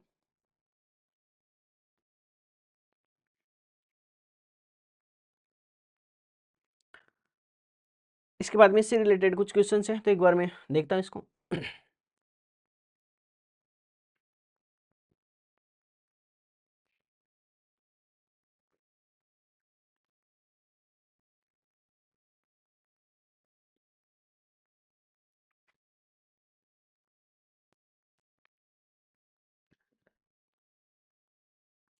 बेटा नेक्स्ट क्वेश्चन अपने पास में ये दे रखा है, एक क्वेश्चन दे रखा है और क्वेश्चन में क्या कह रहा है कि एक उष्माक्षेपीय अभिक्रिया जिसमें ए से बी के लिए सक्रियण ऊर्जा आपको इतनी दे रखी है, इसका मतलब फॉरवर्ड आपको एक्टिवेशन एनर्जी दे रखी है। तो बेटा आप सॉल्यूशन में ऐसा लिखोगे कि ई ए फॉरवर्ड होगा बेटा उसकी वैल्यू तो कितनी दे रखी है कि इसके लिए सक्रियण ऊर्जा 17 किलो जूल दे रखी है, ठीक है।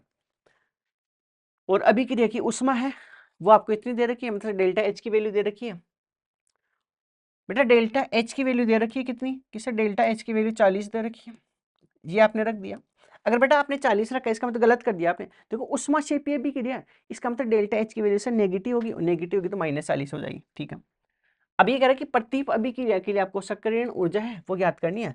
इसका मतलब है कि सर मेरे को एक्टिवेशन एनर्जी और बैकवर्ड रिएक्शन ज्ञात करनी है। यहाँ से ई ए बी मेरे को क्या करना है यहाँ से फाइंड आउट करना है। बेटा इसकी वैल्यू फाइंड आउट करनी है तो जनरल फॉर्मूला क्या होता है कि सर जनरल फॉर्मूला होता है कि डेल्टा एच बराबर ई A forward minus E A backward. Sir यहाँ से डेल्टा एच की वैल्यू तो मेरे को कितनी दे रखी है -40 और फॉरवर्ड की वैल्यू 17 दे रखी है और यहाँ से ई ए बैकवर्ड की वैल्यू को मेरे को कैलकुलेट करना है। बेटा ई ए बैकवर्ड इस तरफ आएगा, ठीक है। उष्मा सेपी भी क्रिया है, इसके लिए सक्रियण ऊर्जा 17 दे रखी थी फॉरवर्ड और अभी की रहेगी उष्मा आपको 40 दे रखी है तो माइनस में लेनी है, ठीक है। तो बेटा यहाँ से ई ए बैकवर्ड किसके बराबर आ जाएगी, आ जाएगी 17 + 40 कितना हो गया कि सर ये 57 किलो जूल पर मोल इसके पास में होने वाली। बेटा ये सब चीज़ें अपने को इसके अंदर डिस्कस करनी थी तो एक बार यहाँ तक आप इसको नोट करो।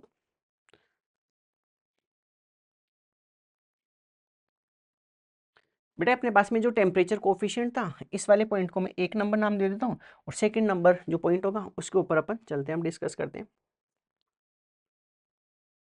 तो अब एक बार यहाँ तक आप इसको नोट करो, इसके बाद में नेक्स्ट पॉइंट के ऊपर चलते हैं।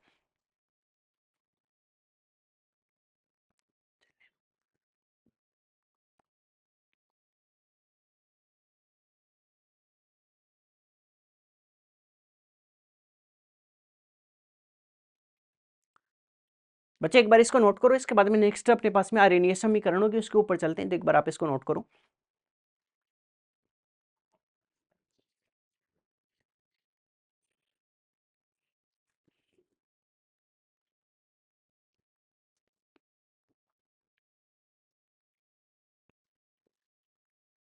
नेक्स्ट बेटा पॉइंट अपने पास में आर्यनीय समीकरण रहेगी यहाँ से। तो नेक्स्ट पॉइंट रहेगा आर्यनीय समीकरण, जो टेम्परेचर के अंदर ही चल रहा है बेटा। ये टेम्परेचर के अंदर पहला तो जो टेम्परेचर कोफिशिएंट था वो था, और दूसरा अपने पास में आर्यनीय समीकरण रहेगी।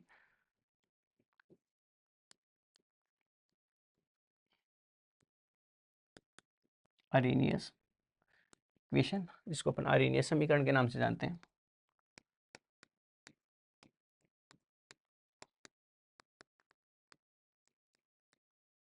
समीकरण के नाम से जानते हैं। तो बेटा सबसे पहले अपन आर्यनीयस इक्वेशन के बारे में बात करते हैं कि आर्यनीयस इक्वेशन क्या होगी। तो बेटा आर्यनीयस इक्वेशन की एक इक्वेशन होती है, वो होती है k बराबर a डॉट ई की power minus E A upon R T. ये अपने पास में एक इक्वेशन होती है। बेटा इस इक्वेशन में कौन क्या है, इन सब चीज़ों के बारे में अपन डिस्कस करते हैं। तो ये अपने पास में एक जनरल इक्वेशन रहेगी। बेटा इस इक्वेशन में अपन एक बार इसका नामकरण कर लेते हैं कि सर कौन क्या रहेगा। बेटा इस वाली इक्वेशन के अंदर जो के होता है वो वही होता है जो पहले होता था कि सर के बराबर क्या होगा, दर नियतांक।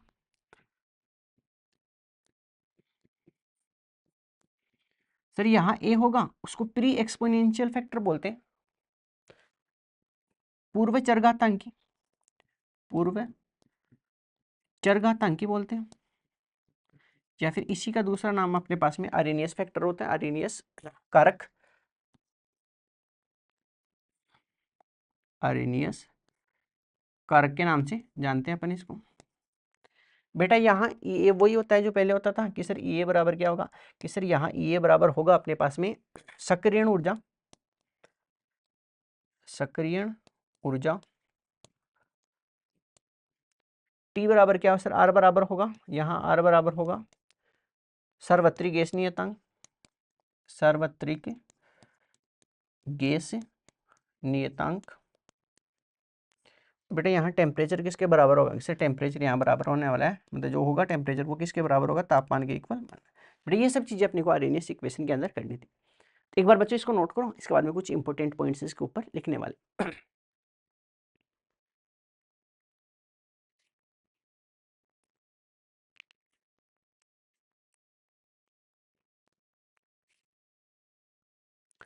इसके बाद में बच्चों इसके अंदर एक दो इंपॉर्टेंट पॉइंट है कि सर सबसे पहला इंपॉर्टेंट पॉइंट ये है कि यहाँ से इस इक्वेशन के हिसाब से अगर आप टेम्परेचर को बढ़ाओगे तो बेटा टेम्परेचर बढ़ेगा, तो उस स्थिति में क्या होगा कि सर यहाँ से टेम्परेचर बढ़ाओगे तो के भी क्या होने वाला है, इंक्रीज।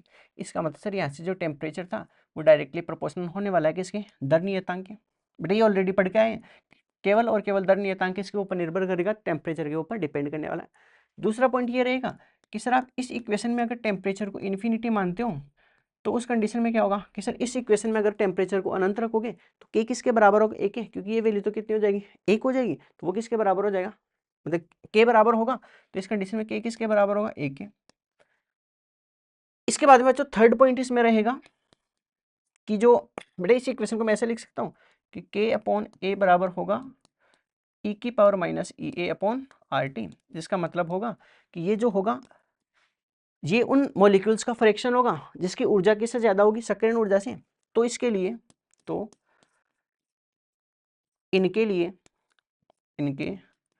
लिए ऊर्जा का मान ग्रेटर देन या इक्वल होगा किसके लिए, एक्टिवेशन एनर्जी से। ये उन मॉलिक्यूल्स का फ्रैक्शन है जिसकी ऊर्जा बेटा सक्रियण ऊर्जा से क्या होने वाली है, ज्यादा होने वाली है। और थर्ड पॉइंट अपने फोर्थ पॉइंट अपने पास में रहेगा कि सर यहाँ ई की power minus E A upon R T है, उसको अपन क्या बोलते हैं, बोल्ट्जमान फैक्टर के नाम से जानते हैं। ये इंपॉर्टेंट नहीं है, बस मतलब ध्यान रखना आपको। इसको अपन क्या बोलते हैं, बोल्ट्जमान फैक्टर।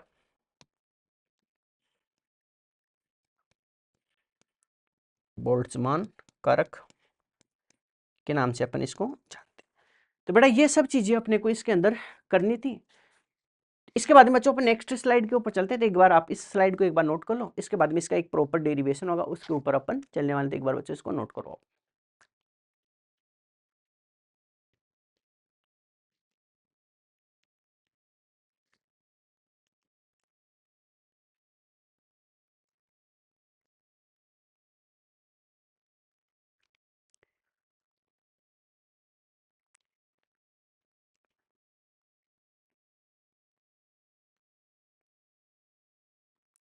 इसके बाद में बच्चों नेक्स्ट पेज के ऊपर चलते हैं अपन इसी इक्वेशन को लेकर।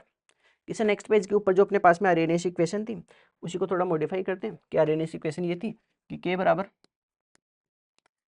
ए डॉट ई की power minus E A upon R T.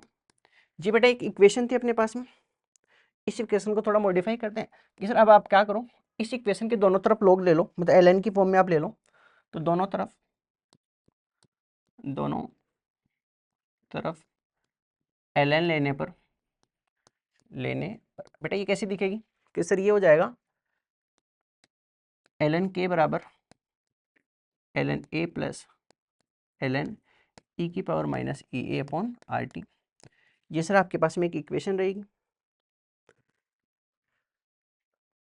अब इस इक्वेशन को धीरे धीरे आपको क्या करना है, मॉडिफाई करना है। बेटा इस इक्वेशन में मैं क्या करूंगा कि सर आप इस इक्वेशन में एक बार एक काम कर लो कि इस इक्वेशन को थोड़ा मॉडिफाई कर दो, आप लॉग की फॉर्म में आप कन्वर्ट कर दो इसको। तो बेटा लॉग की फॉर्म में मैं अगर इसको कन्वर्ट करूंगा तो कैसा दिखाई देगा, कि ये दिखाई देगा कि सर यहाँ से होगा 2.303 लॉग के, वो बराबर होगा 2.303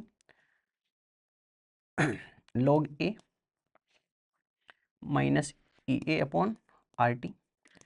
ये सर इसके बराबर होगा। अब बेटा मैं इस 2.303 को इस तरफ भेज दूंगा तो ये हो जाएगा कि सर log के बराबर log A minus E A upon 2.303 R गुणा 1/t। सर ये मेरे पास में एक इक्वेशन निकल के आई है कि log के बराबर log A minus E A upon 2.303 R T. बेटा ये इक्वेशन मेरे पास में निकल के आई है कि सर आपने एक इक्वेशन यहाँ से डेराइव की है। इस इक्वेशन को थोड़ा बेटा मॉडिफाई करूंगा तो ये मेरे पास में क्या रहेगी, फाइनल इक्वेशन रहेगी। अब बेटा मैं एक काम करता हूँ, मैं ग्राफ प्लॉट करना चाहता हूँ किस किस के बीच में, कि सर आप एक ग्राफ प्लॉट कर दो। इस तरफ तो एक तरफ तो log के ले लो और इस तरफ सर आप 1/t ले लो। बेटा इस इक्वेशन को y equal to m x plus c से आप कंपेयर करोगे तो बेटा यहाँ ढाल किसके बराबर आएगा, कि सर यहाँ जो ढाल होगा वो बराबर होगा किसके, कि सर यहाँ से ढाल बराबर होगा minus E A upon 2.303 R के क्या होने वाला है बराबर। इसका मतलब इस ग्राफ का जो स्लोप होगा वो एक नेगेटिव ढाल वाला ग्राफ होगा। तो बेटा एक स्ट्रेट लाइन आएगी और उस स्ट्रेट लाइन का स्लोप होगा वो कितना होगा, सर यहाँ से एक स्ट्रेट लाइन है और इस स्ट्रेट लाइन का स्लोप किसके बराबर होगा, कि यहाँ से स्लोप बराबर होगा minus E A upon 2.303 R के क्या होने वाला है बराबर होगा। तो बेटा log के और 1/t के बीच में अपने को ऐसा एक ग्राफ दिखने वाला है। तो बेटा एक बार आप इसको नोट करो। बेटा अपन ग्राफ में क्या करते हैं कि जो भी चीज़ y एक्सिस पे चाहिए उसको एक तरफ करते हैं और बाकी सबको अपन एक तरफ भेज देते हैं। अब बेटा इसी इक्वेशन को थोड़ा थोड़ा मॉडिफाई करके अपन दो अलग अलग टेम्परेचर के लिए लिखेंगे और फाइनल इक्वेशन वहाँ से डिराइव करने वाले हैं। तो एक बार इस इक्वेशन को मैं अगले पेज के ऊपर लेकर चलता हूँ, उससे पहले एक बार बच्चों आप इसको नोट करो। इसके बाद में एक फाइनल फॉर्मूला है वो अपने को याद रखना है। डेरिवेशन बेटा बोर्ड के लिए इंपॉर्टेंट है तो उसके बारे में अपन डिस्कस करते हैं। तो एक बार इसको नोट करो।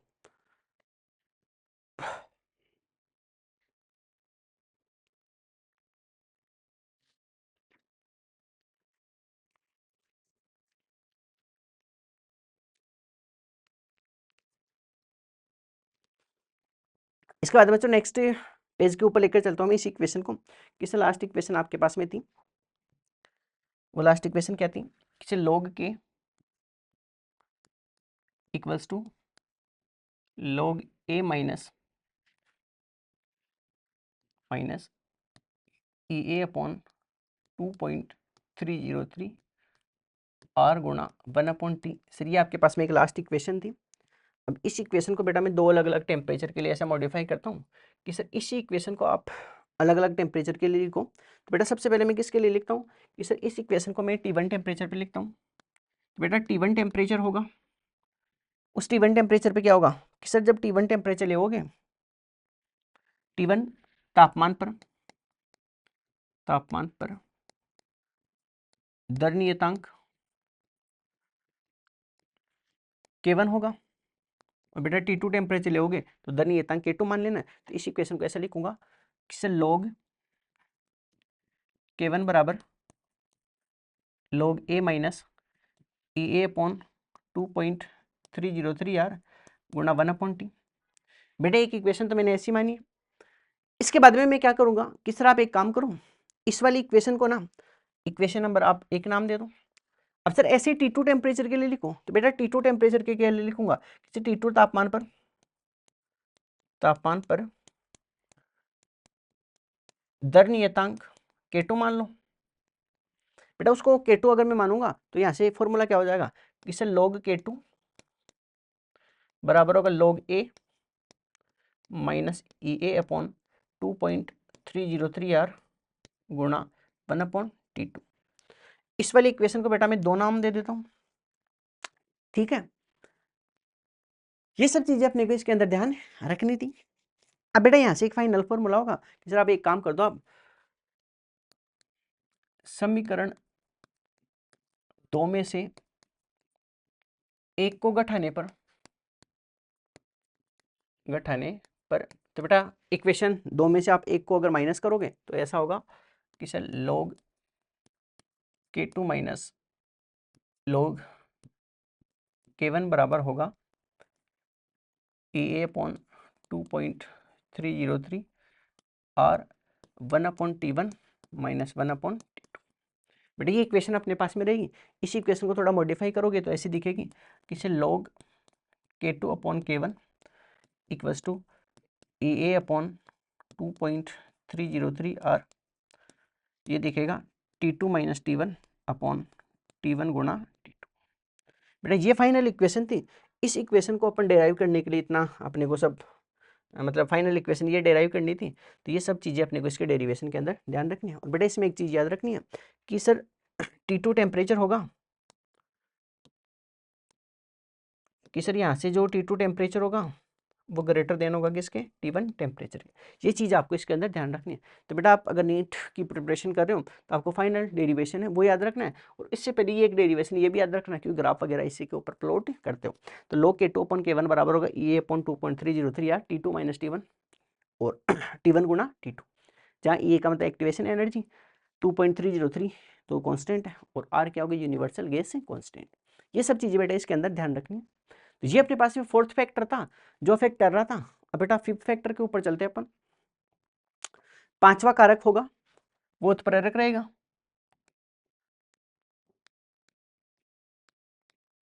तो बेटा उत्प्रेरक क्या करते हैं कि सर किसी भी अभिक्रिया में उत्प्रेरक डालेंगे तो अभिक्रिया की दर को बढ़ाने का काम करेंगे। तो बेटा उत्प्रेरक क्या करेंगे कि सर रेट ऑफ रिएक्शन अभिक्रिया की दर है उसको इंक्रीज करेंगे।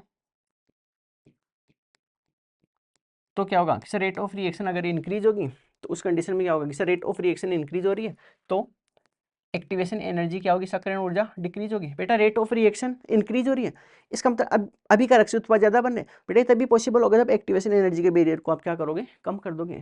तो ये बच्चों अपने पास में पांचवा फैक्टर था। लास्ट फैक्टर के बारे में अपन बात करते हैं। तो एक बार आप इस फैक्टर को एक बार नोट कर लो, लास्ट फैक्टर उसके बारे में अपन बात करते हैं।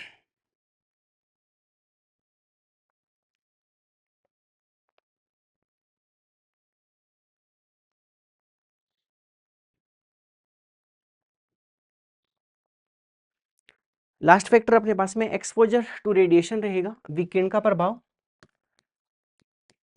विकिरण का प्रभाव। बेटा इसको मैं एक एग्जांपल से समझाता हूँ। जैसे एग्जांपल ये है कि सर आपके पास में एक तो H2 है और एक Cl2 था, इन दोनों ने रिएक्शन की और एक 2HCl का फॉर्मेशन किया, और ऐसा देखा गया कि ये भी क्रिया थी ना वो एक स्लो रेट है, धीमी ये भी क्रिया है, धीमी अभिक्रिया है, ठीक है। और फिर दूसरे के अंदर आपने सेम इक्वेशन है वैसी करवाई कि H2 + Cl2 था। इसकी रिएक्शन बेटा आपने करवाने के लिए बाहर से कुछ एनर्जी दी जिसको H न्यू बोल दिया, एनर्जी दी आपने, सनलाइट दी, इसको सनलाइट भी बोलते हैं। और इससे बेटा 2HCl का फॉर्मेशन हुआ। और बेटा ये तीव्र अभिक्रिया होगी, तीव्र अभिक्रिया। बेटा दो अलग अलग केस है कि H2 + Cl2 से HCl का फॉर्मेशन हुआ और दूसरे में भी H2 + Cl2 से HCl का फॉर्मेशन हुआ। दूसरे केस में आपने सर इस रिएक्शन को करवाने के लिए सनलाइट दे दी, जबकि पहली वाली अभिक्रिया थी आपने वो एक अंधेरे कमरे में करवाई थी, अंधेरे कमरे में, डार्क रूम था, डार्क रूम था। बेटा डार्क रूम के अंदर लाइट नहीं थी, इस वजह से ये अभिक्रिया कैसी थी, धीमी, जबकि इस अभिक्रिया के अंदर आपने बाहर से सनलाइट दे दी, इस वजह से अभिक्रिया कैसी होगी, तीव्र अभिक्रिया होगी। इसका मतलब है कि सर सनलाइट की प्रेजेंस में अभिक्रिया क्या होगी, तीव्र होगी। तो बेटा ये चीज़ अपने को इसके अंदर ध्यान रखनी है। और इन सब का उपयोग है वो फोटोकेमिकल जो सेल हो, फोटोकेमिकल रिएक्शंस होती है उनके अंदर यूज होता है। इसका यूज कहाँ होगा, फोटोकेमिकल, फोटोकेमिकल रिएक्शंस में उपयोगी। ये सब चीजें ध्यान रखनी है। वीकेंड का प्रभाव में क्या ध्यान रखोगे कि सर H2 + Cl2 अगर अंधेरे कमरे में कराओगे तो ये एक धीमी अभिक्रिया होगी, जबकि H2 + Cl2 की रिएक्शन अगर आप सनलाइट के प्रेजेंस में कराओगे तो ये उस स्थिति में क्या होगी, एक तीव्र अभिक्रिया होने वाली है। बेटा ये सब चीजें अपने पास में फैक्टर्स थे, इसको अफेक्ट करने वाले थे। तो बेटा थ्योरेटिकल पोर्शन अपना इसके अंदर कंप्लीट होता है। अब इनके ऊपर कुछ 10-15 क्वेश्चन अपन नेक्स्ट लेक्चर होगा उसके अंदर डिस्कस करते हैं। तो बच्चों इस लेक्चर को अपन यही समाप्त करते हैं। आप सब लोग पढ़ते रहिए, मुस्कुराते रहिए। और बेटा ये लेक्चर अपना बस अब 1-2 लेक्चर के अंदर कंप्लीट होने वाला है। इसके बाद में नया चैप्टर अपन केमिकल बॉन्डिंग स्टार्ट करेंगे 11th क्लास का, जिसकी क्लासें बेटा आपको मॉर्निंग में सुबह 8 बजे मिलने वाली है। आप सब बच्चे सुबह 8 बजे क्लास को जरूर देखें। टाइमिंग को जो चेंज करने का वीडियो था ऑलरेडी मैंने अपलोड कर दिया था। बेटा 2-1 लेक्चर अपने इसके, एक लेक्चर और होगा इसके बाद में, उसके बाद में नया चैप्टर अपने पास में केमिकल बॉन्डिंग रहेगा, जिसकी क्लासेज है वो आपको सुबह 8 बजे हमारे जो यूट्यूब चैनल है फ्यूचर विल IIT नीट उसके ऊपर मिलने वाली है। तो सब बच्चों से रिक्वेस्ट है कि आप उस क्लास को ज़रूर ज्वाइन करिए, पढ़ते रहिए, मुस्कुराते रहिए। थैंक यू बच्चों।